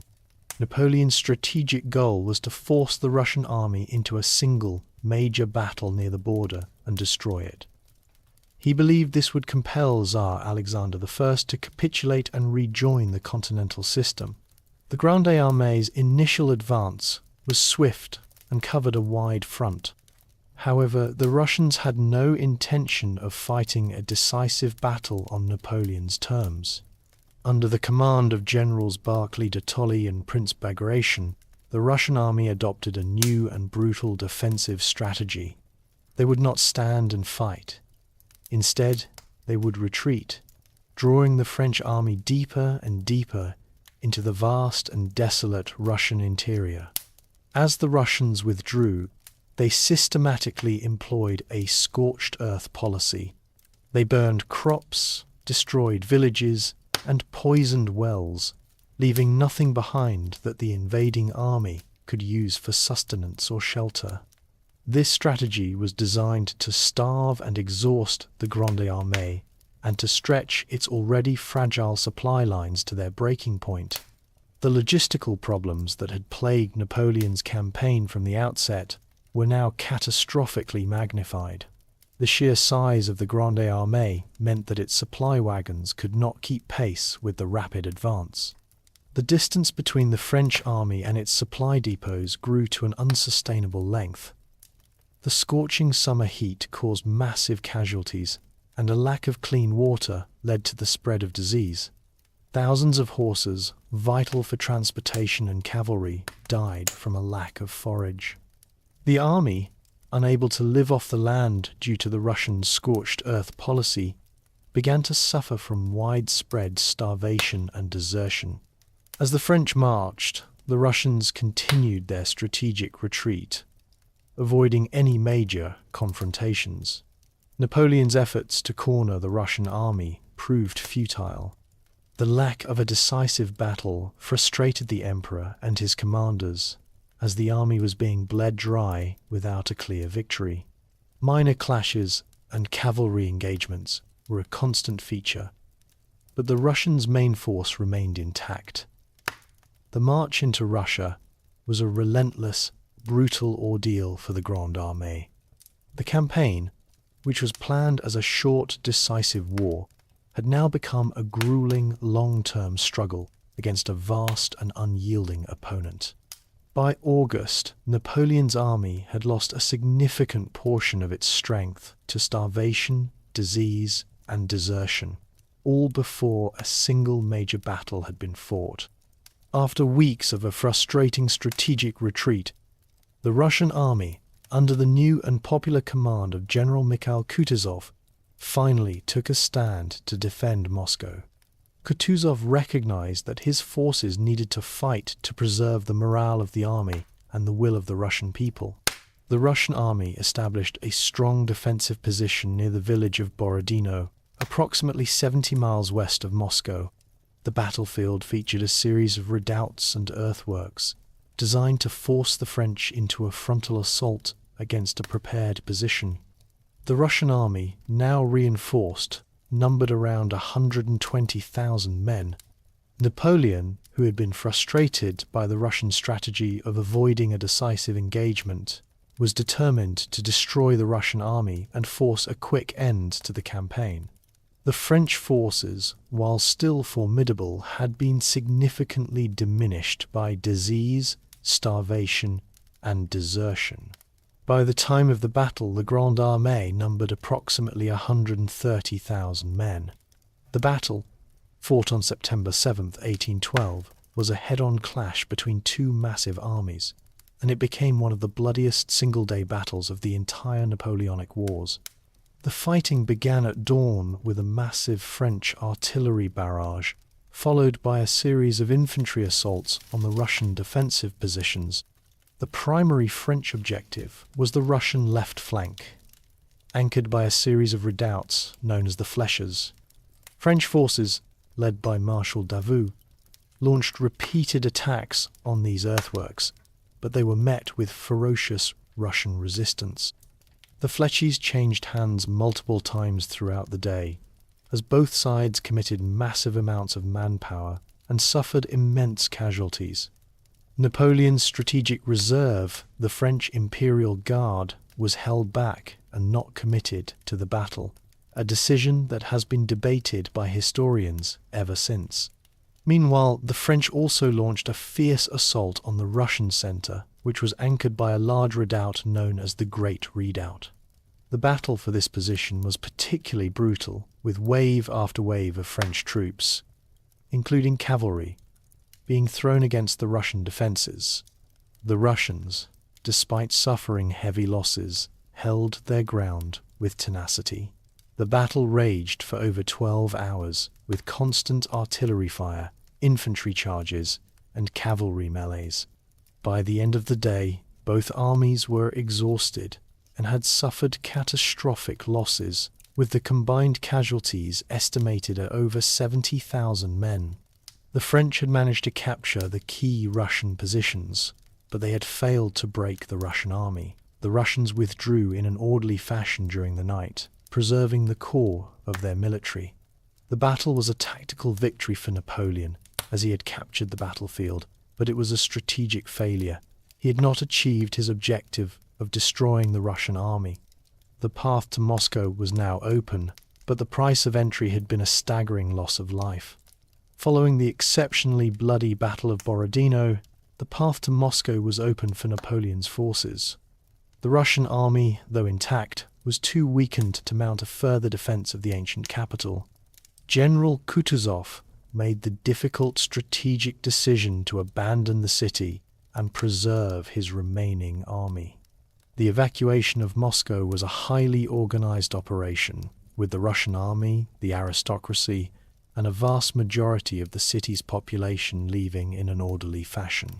When the Grande Armée entered Moscow on September 14, 1812, they found an eerie and almost completely deserted city. Napoleon's primary military objective had been achieved, but he had captured an empty shell. Just as the French troops were settling in, a series of fires broke out across the city. The fires, which began in multiple locations, spread rapidly. Fanned by high winds and fueled by the city's mostly wooden buildings, the fires quickly grew into a massive conflagration that raged for several days, destroying over 3/4 of the city. The French, who lacked the resources and organization to combat the blaze, watched helplessly as the city was consumed. The inferno was deliberately started by the Russians as a final brutal act of defiance. This was a direct extension of their scorched earth policy, designed to deny Napoleon's army any possibility of resupply or winter shelter. The destruction of Moscow was a catastrophic strategic setback for Napoleon. He had anticipated that the capture of the capital would compel Tsar Alexander I to sue for peace. However, Alexander refused to negotiate. From St. Petersburg, the Tsar left Napoleon to face the reality of his predicament in the ruined city. With the Russian army still a formidable force and winter fast approaching, Napoleon's position was becoming untenable. His vast army, now occupying a city with no functioning administration and minimal resources, was isolated deep within a hostile country. The lack of a clear victory or a diplomatic resolution placed him in a strategic deadlock. After a month of waiting for a peace offer that never came, Napoleon was left with no viable options. He could not stay in Moscow for the winter, as the city was in ruins and his supply lines were far too long and vulnerable. He was also unable to pursue the Russian army, which was now moving to a position that would cut off his southern retreat routes. In mid-October, with the first snows of winter already falling, Napoleon made the difficult decision to abandon Moscow. The retreat would be a long and brutal march back towards Western Europe, a march that would expose his army to the full fury of the Russian winter and the constant harassment of the Russian army and Cossack cavalry. The burning of Moscow was the strategic turning point of the campaign, marking the beginning of the end for the Grande Armée. In mid-October 1812, Napoleon's army began its long and arduous withdrawal from Russia. The initial strategy was to retreat via a southern route through a more fertile and unplundered region. However, this plan was thwarted at the Battle of Maloyaroslavets, where a Russian force blocked the way. A difficult engagement took place, after which Napoleon determined that his army was too weakened to fight a pitched battle to force a passage. He was compelled to order the Grande Armée to return along the same northern route it had used during its advance. This territory had been completely stripped of resources by the previous march and the Russian scorched earth policy. The retreat became a struggle for simple survival. The Russian winter began to take a devastating toll. The first blizzards of early November brought freezing temperatures and deep snow. The multinational army, ill-equipped for such conditions, suffered from frostbite and hypothermia. Horses, which were vital for transporting supplies and artillery, began to die in vast numbers from the lack of forage. Their carcasses were often consumed by the starving soldiers, a grim testament to the army's desperation. The organized formations of the army dissolved into scattered groups of stragglers as discipline collapsed and each soldier fought for his own survival. The retreating columns were under constant and relentless pressure from the Russian army. General Kutuzov's forces, now in pursuit, largely avoided direct confrontation and instead relied on a strategy of attrition. Cossack cavalry and partisan detachments swarmed the flanks and rear of the French army, launching hit-and-run attacks on isolated units and supply wagons. These raids were a constant source of fear and added to the immense psychological strain on the starving and exhausted troops. The Russian regular army, meanwhile, blocked any attempts to find new routes or supplies. A particularly critical moment occurred at the Berezina River in late November. The French, facing the freezing river with a significant Russian force on their heels and another blocking their path, were in a perilous situation. With incredible determination, engineers worked under fire to construct makeshift bridges.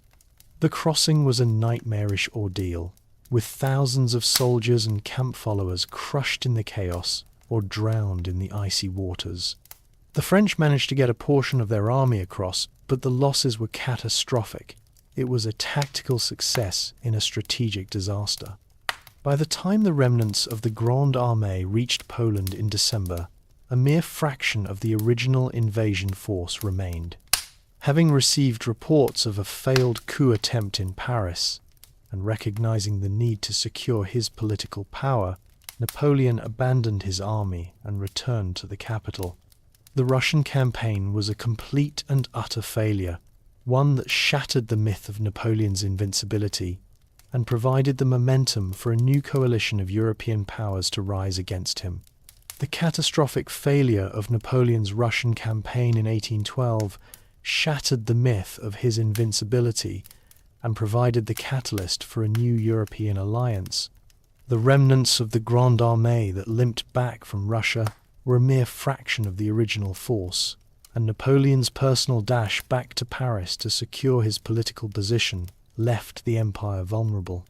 The defeat in Russia had inspired nationalist fervour across Central Europe, and the first to act was Prussia, a nation still smarting from the humiliation of 1806. In February 1813, Prussia, in an alliance with Russia, signed the Treaty of Kalisz.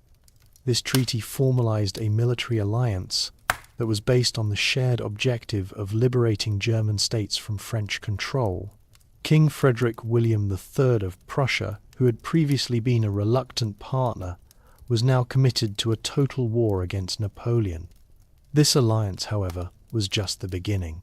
Great Britain, ever the financial engine of the coalitions, promised large subsidies to fund the armies of its new continental allies.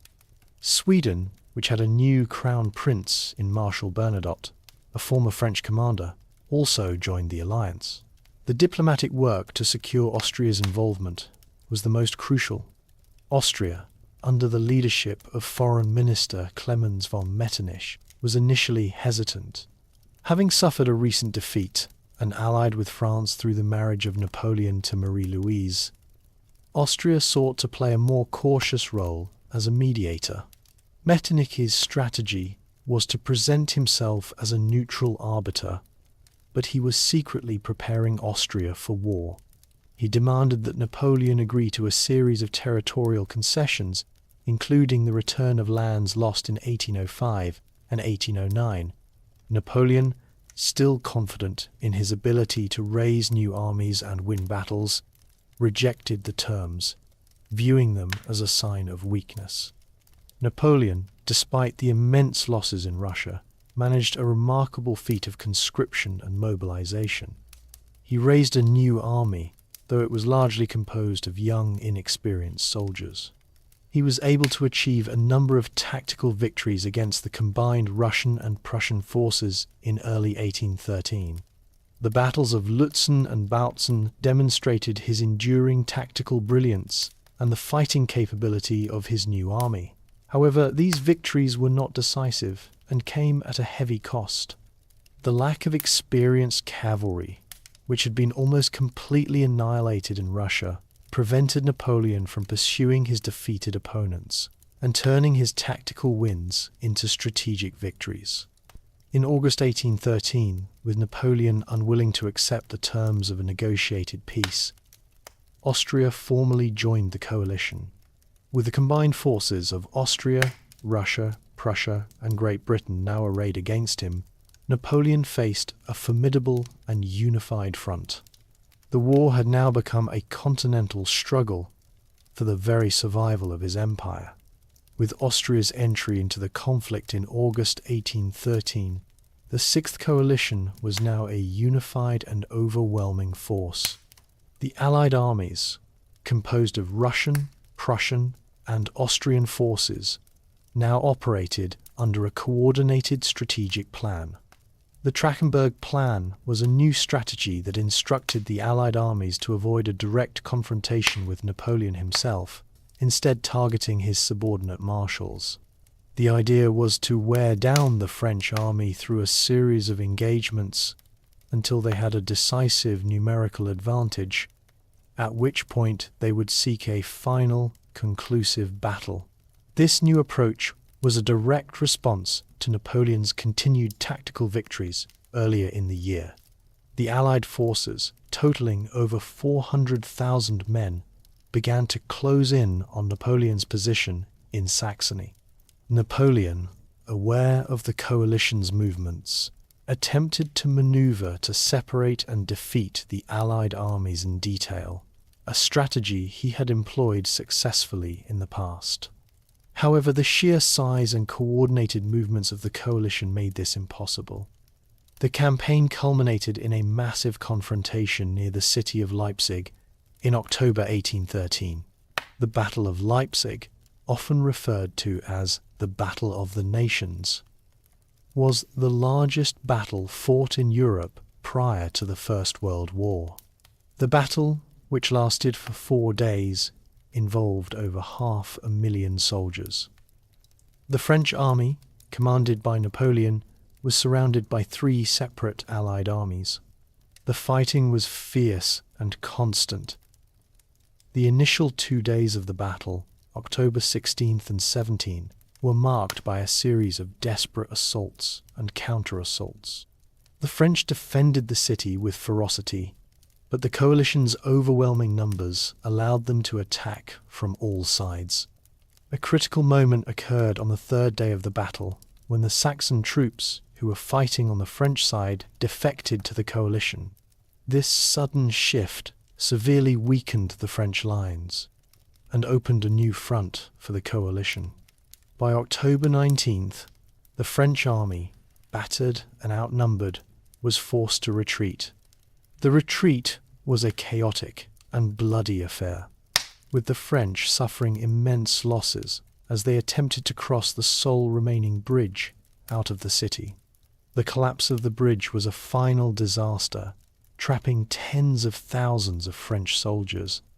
The Battle of Leipzig was a catastrophic and irreversible defeat for Napoleon. His army had been decimated, and his control over the German states was now completely gone. The Confederation of the Rhine was dissolved, and the German princes, one by one, joined the coalition. The defeat marked the end of French dominance in Central Europe and signaled that the final phase of the war would be fought on French soil. Following the catastrophic defeat at Leipzig, Napoleon Bonaparte faced the final and most desperate phase of the war. The Sixth Coalition, having liberated Germany, was now poised to invade France itself. The Allied armies, composed of Russian, Prussian, and Austrian forces, crossed the Rhine River in December 1813, marking the first time in 2 decades that French soil was threatened by a foreign invasion. The coalition forces were immense, numbering over 300,000 men, organized into 3 main armies: the Army of Bohemia, the Army of Silesia, and the Army of the North. Napoleon, in contrast, commanded a significantly smaller and less experienced force. Many of his veterans had been lost in the Russian campaign and the Battle of Leipzig. He was forced to rely on young conscripts, often called Marie-Louises, to fill the ranks. Despite his overwhelming numerical disadvantage, Napoleon demonstrated a final, brilliant display of his tactical and strategic genius. His objective was not to defeat the coalition armies in a single battle, which was now impossible, but to maneuver with speed and precision to defeat them in detail, thus buying time for a political solution. The campaign, which lasted from January to March 1814, was a masterclass in defensive warfare. Napoleon's army moved with incredible speed, exploiting the fragmented movements of the Allied armies. In a series of swift and concentrated strikes, he defeated a portion of the army of Silesia at the battles of Champaubert and Montmirail. These victories, achieved with a small force against a larger enemy, demonstrated that Napoleon had not lost his tactical brilliance. He followed these victories with a series of minor engagements that further confused and delayed the Allied advance. However, Napoleon's tactical victories could not overcome the coalition's strategic strength. While Napoleon was winning battles, the Allied armies continued their advance on Paris. The coalition had adopted a new strategy of attrition, knowing that their overwhelming numbers would eventually wear down Napoleon's army. Even when his subordinate commanders suffered defeats, the Allied main force continued to advance. The coalition's objective was no longer to defeat Napoleon's army, but to capture his capital. By late March, with Paris under direct threat, Napoleon's position became untenable. He attempted a final desperate maneuver to cut the Allied army's lines of communication, but the coalition ignored his move and pressed on toward Paris. The city, defended by a small force under Marshals Marmont and Mortier, capitulated on March 31st. The fall of Paris was the final blow. The campaign of France demonstrated Napoleon's enduring military genius, but it also proved that even the greatest tactical victories could not overcome an overwhelming strategic and numerical disadvantage. The war was lost, and the final stage of Napoleon's career was about to begin.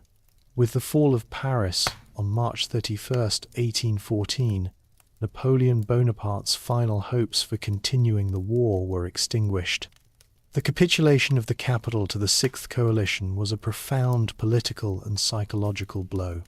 The Allied armies, led by Tsar Alexander I of Russia, Prince Schwarzenberg of Austria, and Marshal Blucher of Prussia, marched into the city to the cheers of a populace weary of war and the Emperor's rule.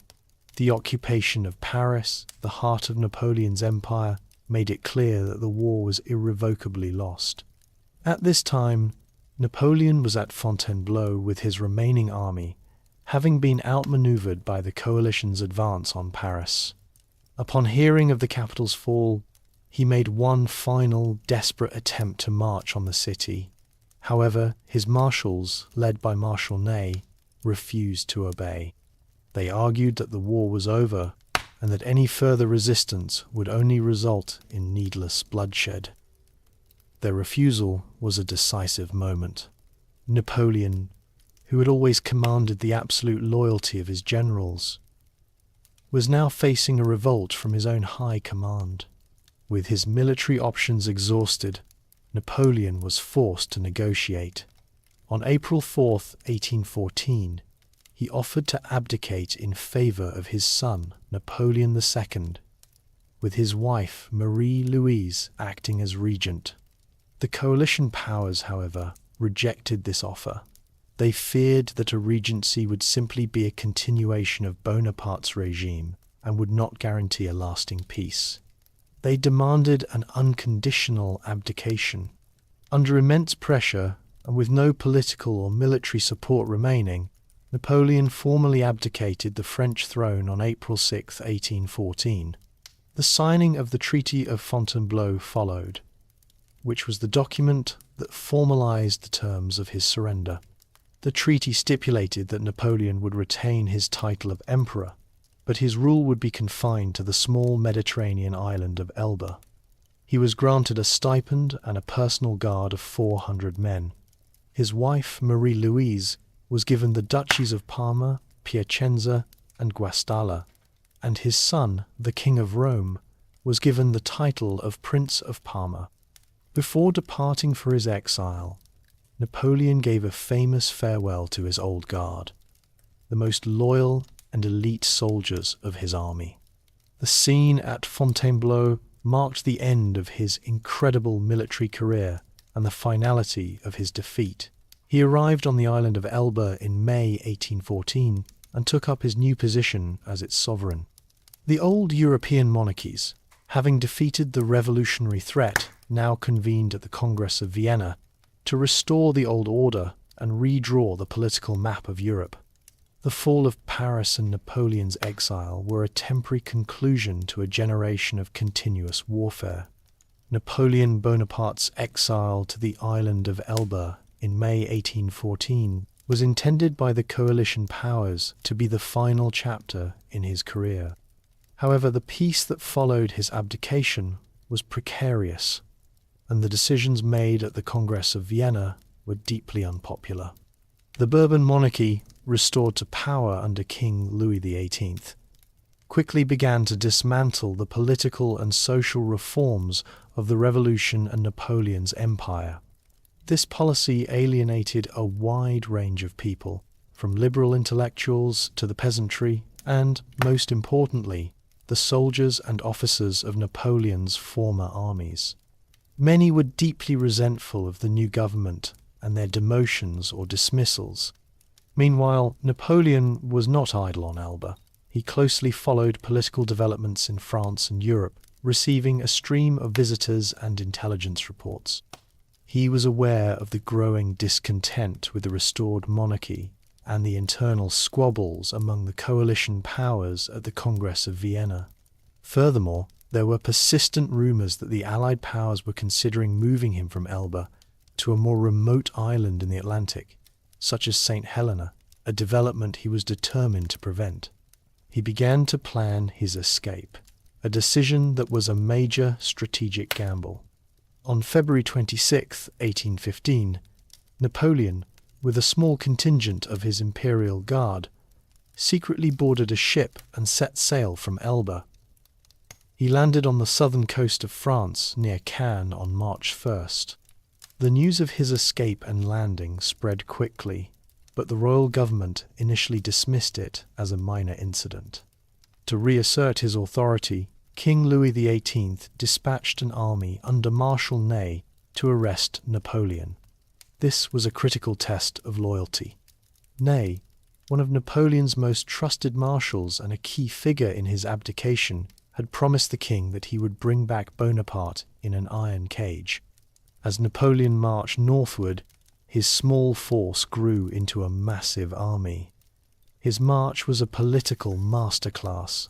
He avoided confrontation, instead appealing directly to the soldiers and the public.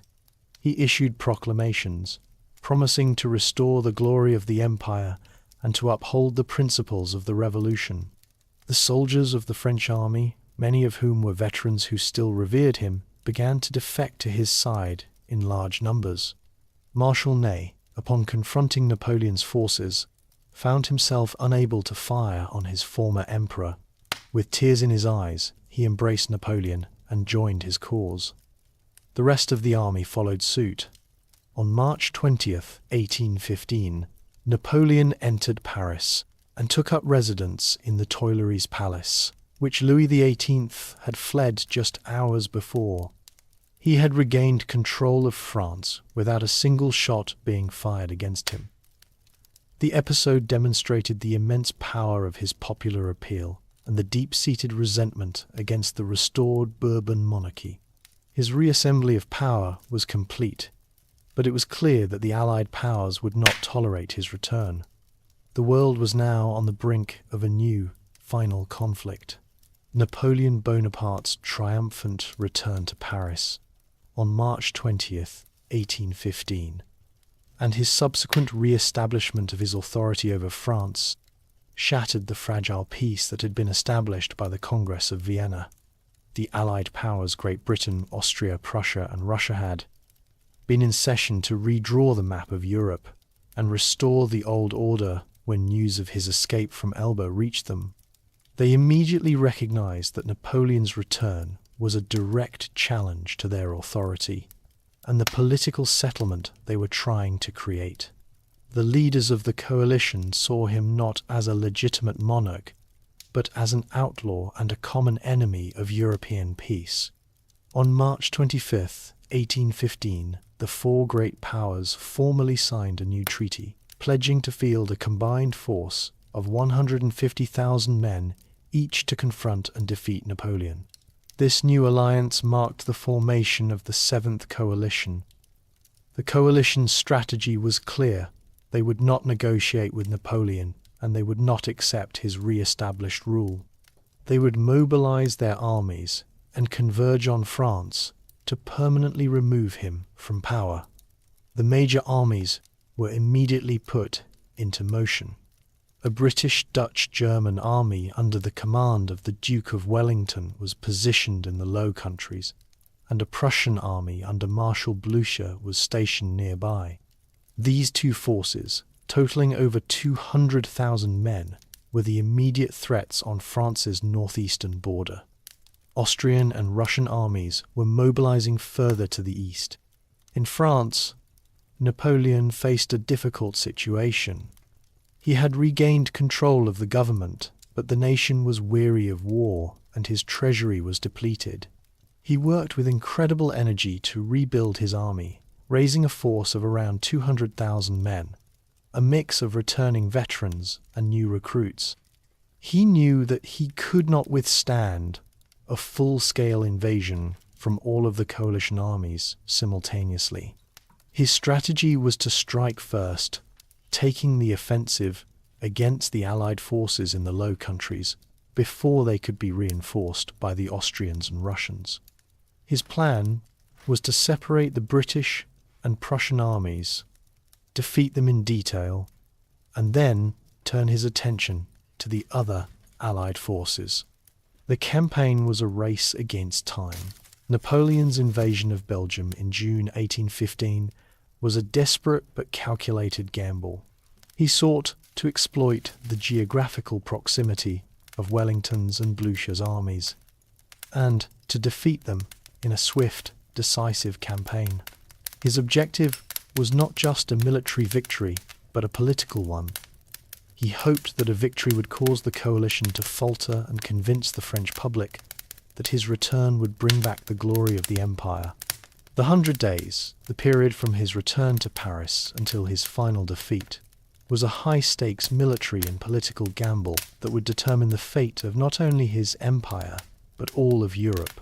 The strategic objective of Napoleon's 1815 campaign was to separate the two primary Allied armies in Belgium, the British-Dutch-German force, under the Duke of Wellington, and the Prussian army under Marshal Blucher, defeat them in detail before they could unite. Napoleon's plan was predicated on speed and deception. He crossed the border into Belgium in mid-June, hoping to catch the Allied commanders by surprise. The French army, numbering approximately 124,000 men, was a force composed of his most loyal veterans and recently conscripted troops. On June 16, 1815, two battles were fought simultaneously that would set the stage for the final confrontation. Napoleon personally led the main body of his army against the Prussians at the Battle of Ligny. Blucher's Prussian army, numbering around 84,000 men, was positioned on a series of ridges and in the villages around the town of Ligny. The battle was a hard-fought and brutal affair. The Prussians, fighting with great determination, held their ground against repeated French assaults. Napoleon's battle plan was to pin down the Prussians with a frontal assault, while a corps under Marshal Ney was to envelop their right flank. The battle was fiercely contested, with both sides suffering heavy casualties. In the late afternoon, Napoleon's Imperial Guard was committed to the battle, and their decisive charge broke the Prussian centre. The Prussians were forced into a disorderly retreat. Meanwhile, a few miles to the west, Marshal Ney was engaged in the Battle of Quatre Bras against Wellington's forces. Ney's objective was to seize the strategic crossroads of Quatre Bras, a vital point that controlled the roads connecting the two Allied armies. He was tasked with holding Wellington in place to prevent him from reinforcing the Prussians at Ligny. The British, with their Dutch and German allies, fought a strong defensive action, but their position was precarious.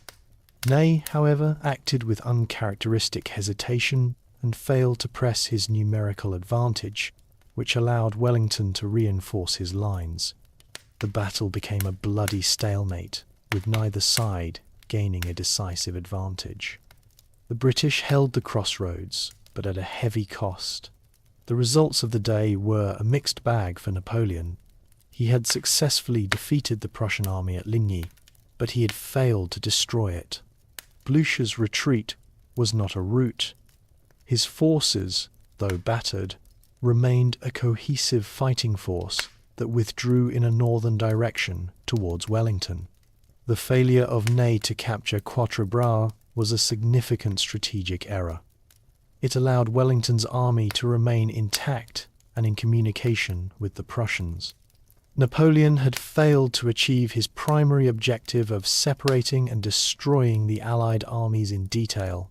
The two Allied commanders, despite their defeats and setbacks, were now in a position to converge on Napoleon's army. The stage was set for a final confrontation that would occur a few days later, just to the north. Following the battles of Ligny and Quatre Bras, Napoleon Bonaparte's primary objective remained the same: to prevent the British and Prussian armies from uniting. He detached Marshal Grouchy with a force of 33,000 men to pursue the Prussians and keep them from reinforcing Wellington. Napoleon then turned his attention to the Duke of Wellington's army, which had established a defensive position on a ridge near the village of Waterloo. Wellington, a master of defensive warfare, had chosen his position with great care. The ridge provided a strong defensive front, with a reverse slope that concealed his forces from French artillery fire. His army, a multinational force of British, Dutch, Belgian, and German troops, numbered approximately 68,000 men. Napoleon's army, numbering around 72,000 men, faced Wellington on June 18, 1815. The battle was delayed for several hours by heavy rain, which had turned the ground into a muddy quagmire, hampering the movement of both infantry and artillery. Napoleon, confident in his army's ability to break the British lines with a frontal assault, began the attack in the late morning with a feint against the chateau of Hougoumont on Wellington's right flank. This attack, however, was a costly and time-consuming diversion that tied down a significant number of French troops. The main French assault was directed against Wellington's centre and left. The French artillery launched a massive bombardment, but it proved largely ineffective against the British forces concealed on the reverse slope of the ridge. This was followed by a series of massive infantry assaults. French columns, advancing with great élan, were met with disciplined and devastating volleys from the British infantry. Wellington's forces, formed into squares, held firm against repeated French cavalry charges, demonstrating the immense power of disciplined infantry against a mounted enemy. The battle was a prolonged and brutal struggle of attrition. The turning point of the battle occurred in the late afternoon. Marshal Blucher's Prussian army, having regrouped after its defeat at Ligny, began to arrive on the French right flank. The Prussians had marched all day over difficult terrain to join the battle. Their unexpected arrival created a new front for Napoleon to defend and put immense pressure on his already strained forces. The French, now fighting a two-front battle, were at a critical disadvantage. In a final desperate gamble, Napoleon committed his last reserve, the elite Imperial Guard. to a frontal assault on Wellington's centre. The Guard, considered invincible, advanced with confidence, but they were met with a devastating volley of fire from the British Guards, who had been lying in wait. The retreat of the Imperial Guard was a profound psychological blow to the French army. The sight of the Guard in retreat broke the morale of the French line, and the entire army disintegrated into a chaotic rout. The Battle of Waterloo was a complete and total defeat for Napoleon, and a decisive victory for the Seventh Coalition, ending Napoleon's rule and his legendary career. The late afternoon of June 18th, 1815, found Napoleon's forces at Waterloo on the brink of exhaustion. The French army had launched a series of powerful but ultimately unsuccessful attacks against Wellington's lines, and their resources were severely depleted. Crucially, the Prussians under Marshal Blucher had begun to arrive on the French right flank, creating a new, urgent threat. Faced with this dual challenge, Napoleon was compelled to make a final, desperate gamble. He committed his last reserve, the French Imperial Guard, to a decisive assault. The Imperial Guard was the most elite unit of the French military, a force of veterans with an almost mythical reputation for invincibility that had been cultivated over years of continuous victories. Napoleon's objective was to break Wellington's centre before the Prussian army could fully deploy its forces. The Guard, organised into massive columns, began their advance up the slope towards the British position. The soldiers, renowned for their discipline and courage, marched with a slow and deliberate pace, confident in their ability to shatter the British lines. This final charge was a symbolic and strategic culmination of the day's fighting. Its success or failure would determine the outcome of the battle and the fate of the war. As the Imperial Guard reached the crest of the ridge, they were met by a devastating surprise. The British Guards, who had been lying on the ground to conceal their position from French artillery, rose to their feet and unleashed a concentrated volley of fire at point-blank range. This sudden and intense fire tore through the French columns, inflicting immense casualties and breaking their momentum. The British Guards then launched a countercharge, driving the elite French troops back down the slope. The sight of the Imperial Guard, for the first time in its history, retreating in disarray, was a profound and crushing psychological blow to the entire French army. The repulse of the Imperial Guard was the definitive turning point of the battle. It shattered the morale of the French line, which had been fighting for hours under the belief that the Guard was an unbeatable force held in reserve to deliver the final blow. With the Guard's retreat, the French army disintegrated into a chaotic rout. Simultaneously, the Prussians, having fully deployed their forces, launched a powerful offensive on the French right flank, compounding the chaos. The French army, now attacked on multiple fronts and having lost its will to fight, dissolved into a disorganized mob. The pursuit by the combined British and Prussian cavalry was relentless, turning the retreat into a slaughter. The Battle of Waterloo was over. The utter defeat of the French army was a final and irreversible end to Napoleon's military career, securing a decisive victory for the Seventh Coalition. The utter defeat of Napoleon's army at the Battle of Waterloo on June 18th, 1815, spelled the definitive end of his rule. The remnants of his shattered army retreated in disarray, pursued relentlessly by the victorious coalition forces. Napoleon himself returned to Paris on June 21st, but he found a political situation that had turned against him. The legislative chambers, led by the liberal politician Benjamin Constant and other influential figures, made it clear that they would no longer support him. The politicians were resolute in their demand for his abdication, believing that any continued resistance would lead to the total destruction of France. With no political support and no army to command, Napoleon was faced with the reality of his position. On June 22, 1815, just 4 days after the battle, he formally abdicated for the second and final time. He attempted to abdicate in favor of his son, Napoleon II, but the coalition powers, which were now marching on Paris, refused to recognize this succession. They re-established King Louis XVIII on the throne, thus definitively restoring the Bourbon monarchy. Napoleon, now a fugitive, fled to the port of Rochefort, with the hope of escaping to the United States. However, the British Royal Navy had established a tight blockade of the French ports, making escape impossible. After a period of agonizing indecision, Napoleon made the momentous choice to surrender to the British.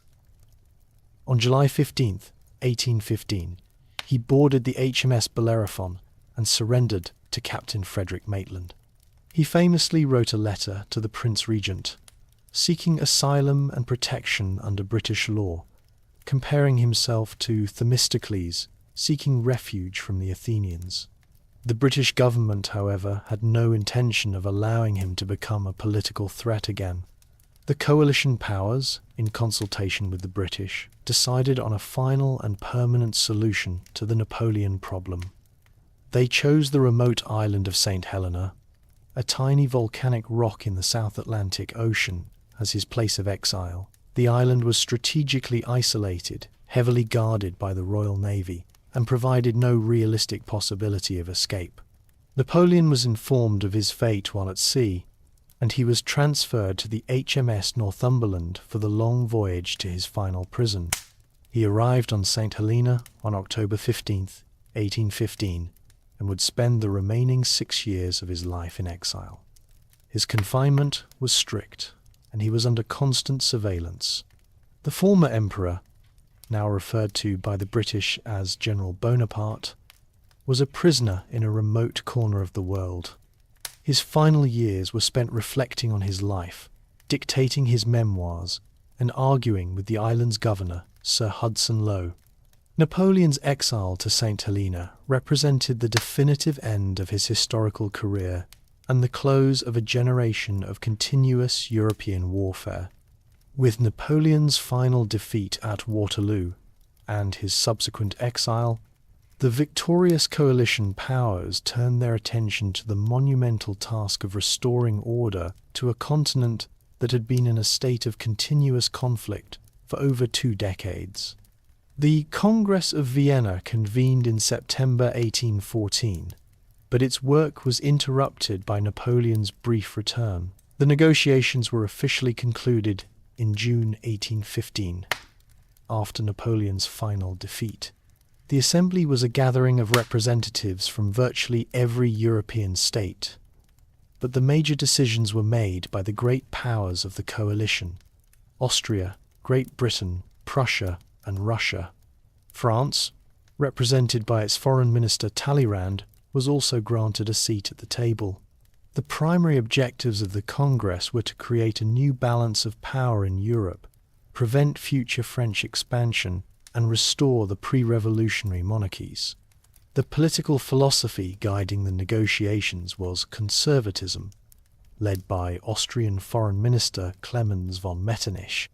The principle of legitimacy was a key concept, which sought to restore the hereditary rights of monarchs who had been overthrown by Napoleon. This meant that the Bourbon monarchy was restored in France, Spain, and Naples. The territorial adjustments made at the Congress were extensive. France was confined to its 1792 borders and was forced to pay a large indemnity. To create a stronger bulwark against future French aggression, a new kingdom of the Netherlands was created, combining the former Dutch Republic and the Austrian Netherlands. Prussia gained significant new territories in the Rhineland and Saxony, which strengthened its position in Germany. Austria was compensated for its losses by gaining control of northern Italy and a new role as the head of a Germanic confederation, a loose political entity that replaced the Holy Roman Empire. Russia, in turn, gained control of a large portion of Poland, with Tsar Alexander becoming its new monarch. Great Britain, which had played a crucial role in the defeat of Napoleon, primarily sought to secure its colonial and naval supremacy. It retained key territories such as Malta, the Cape Colony, and Ceylon, which bolstered its global trade and strategic position. The Congress also established a new framework for international relations, creating a system of diplomacy that was designed to prevent future wars through consultation and treaties. The Concert of Europe, a system of alliances and periodic meetings, was established to maintain the new political order. The Congress of Vienna was successful in establishing a period of relative peace on the continent for several decades, but its conservative principles and suppression of nationalist and liberal movements would create new tensions that would eventually lead to revolutions in the mid-19th century. Although Napoleon Bonaparte's military conquests were ultimately reversed and his empire dissolved, his lasting impact on Europe's legal, administrative, and social structures was profound. His legacy extended far beyond the battlefield, influencing the development of modern nation-states and civil society.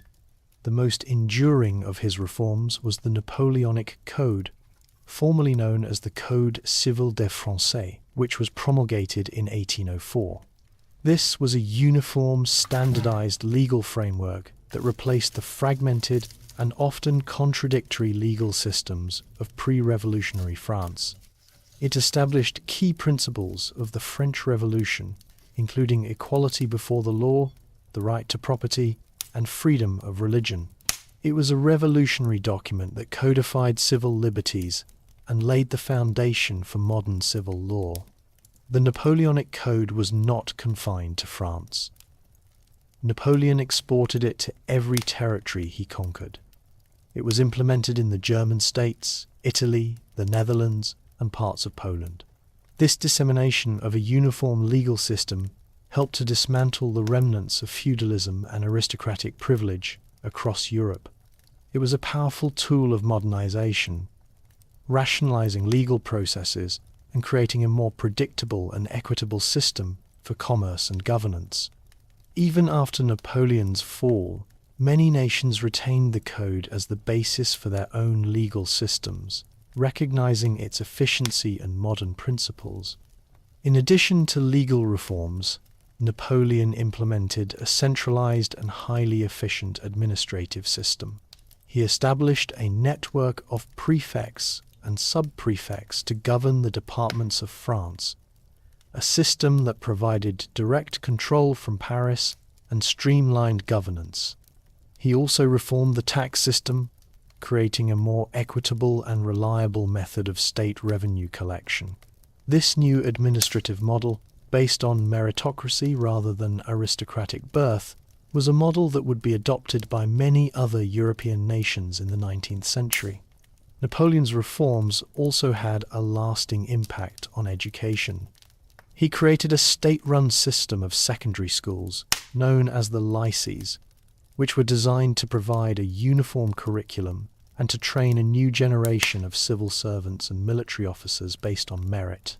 This was a significant departure from the old system, which was largely controlled by the church and reserved for the upper classes.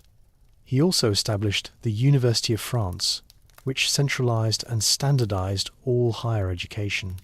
This focus on merit-based education and professional training had a lasting impact on the development of a professional, skilled workforce. Furthermore, Napoleon established the Bank of France, which stabilized the nation's finances after a period of revolutionary turmoil and hyperinflation. This institution provided a new foundation for a stable currency and modern finance. His public works projects, including the construction of roads, bridges, and canals, modernized the country's infrastructure and facilitated internal trade and communication. While his military ambitions ultimately led to his downfall, his administrative, legal, and educational reforms had a profound and enduring legacy that shaped the development of modern France and much of Europe. The Napoleonic Wars, while a product of the late 18th century, left a profound and lasting mark on the development of modern warfare. The conflict moved beyond the limited, dynastic wars of the old order to become a struggle of nations, a concept that would define conflicts for the next century and a half. This transformation was largely due to Napoleon's innovative military doctrine and the adoption of mass conscription.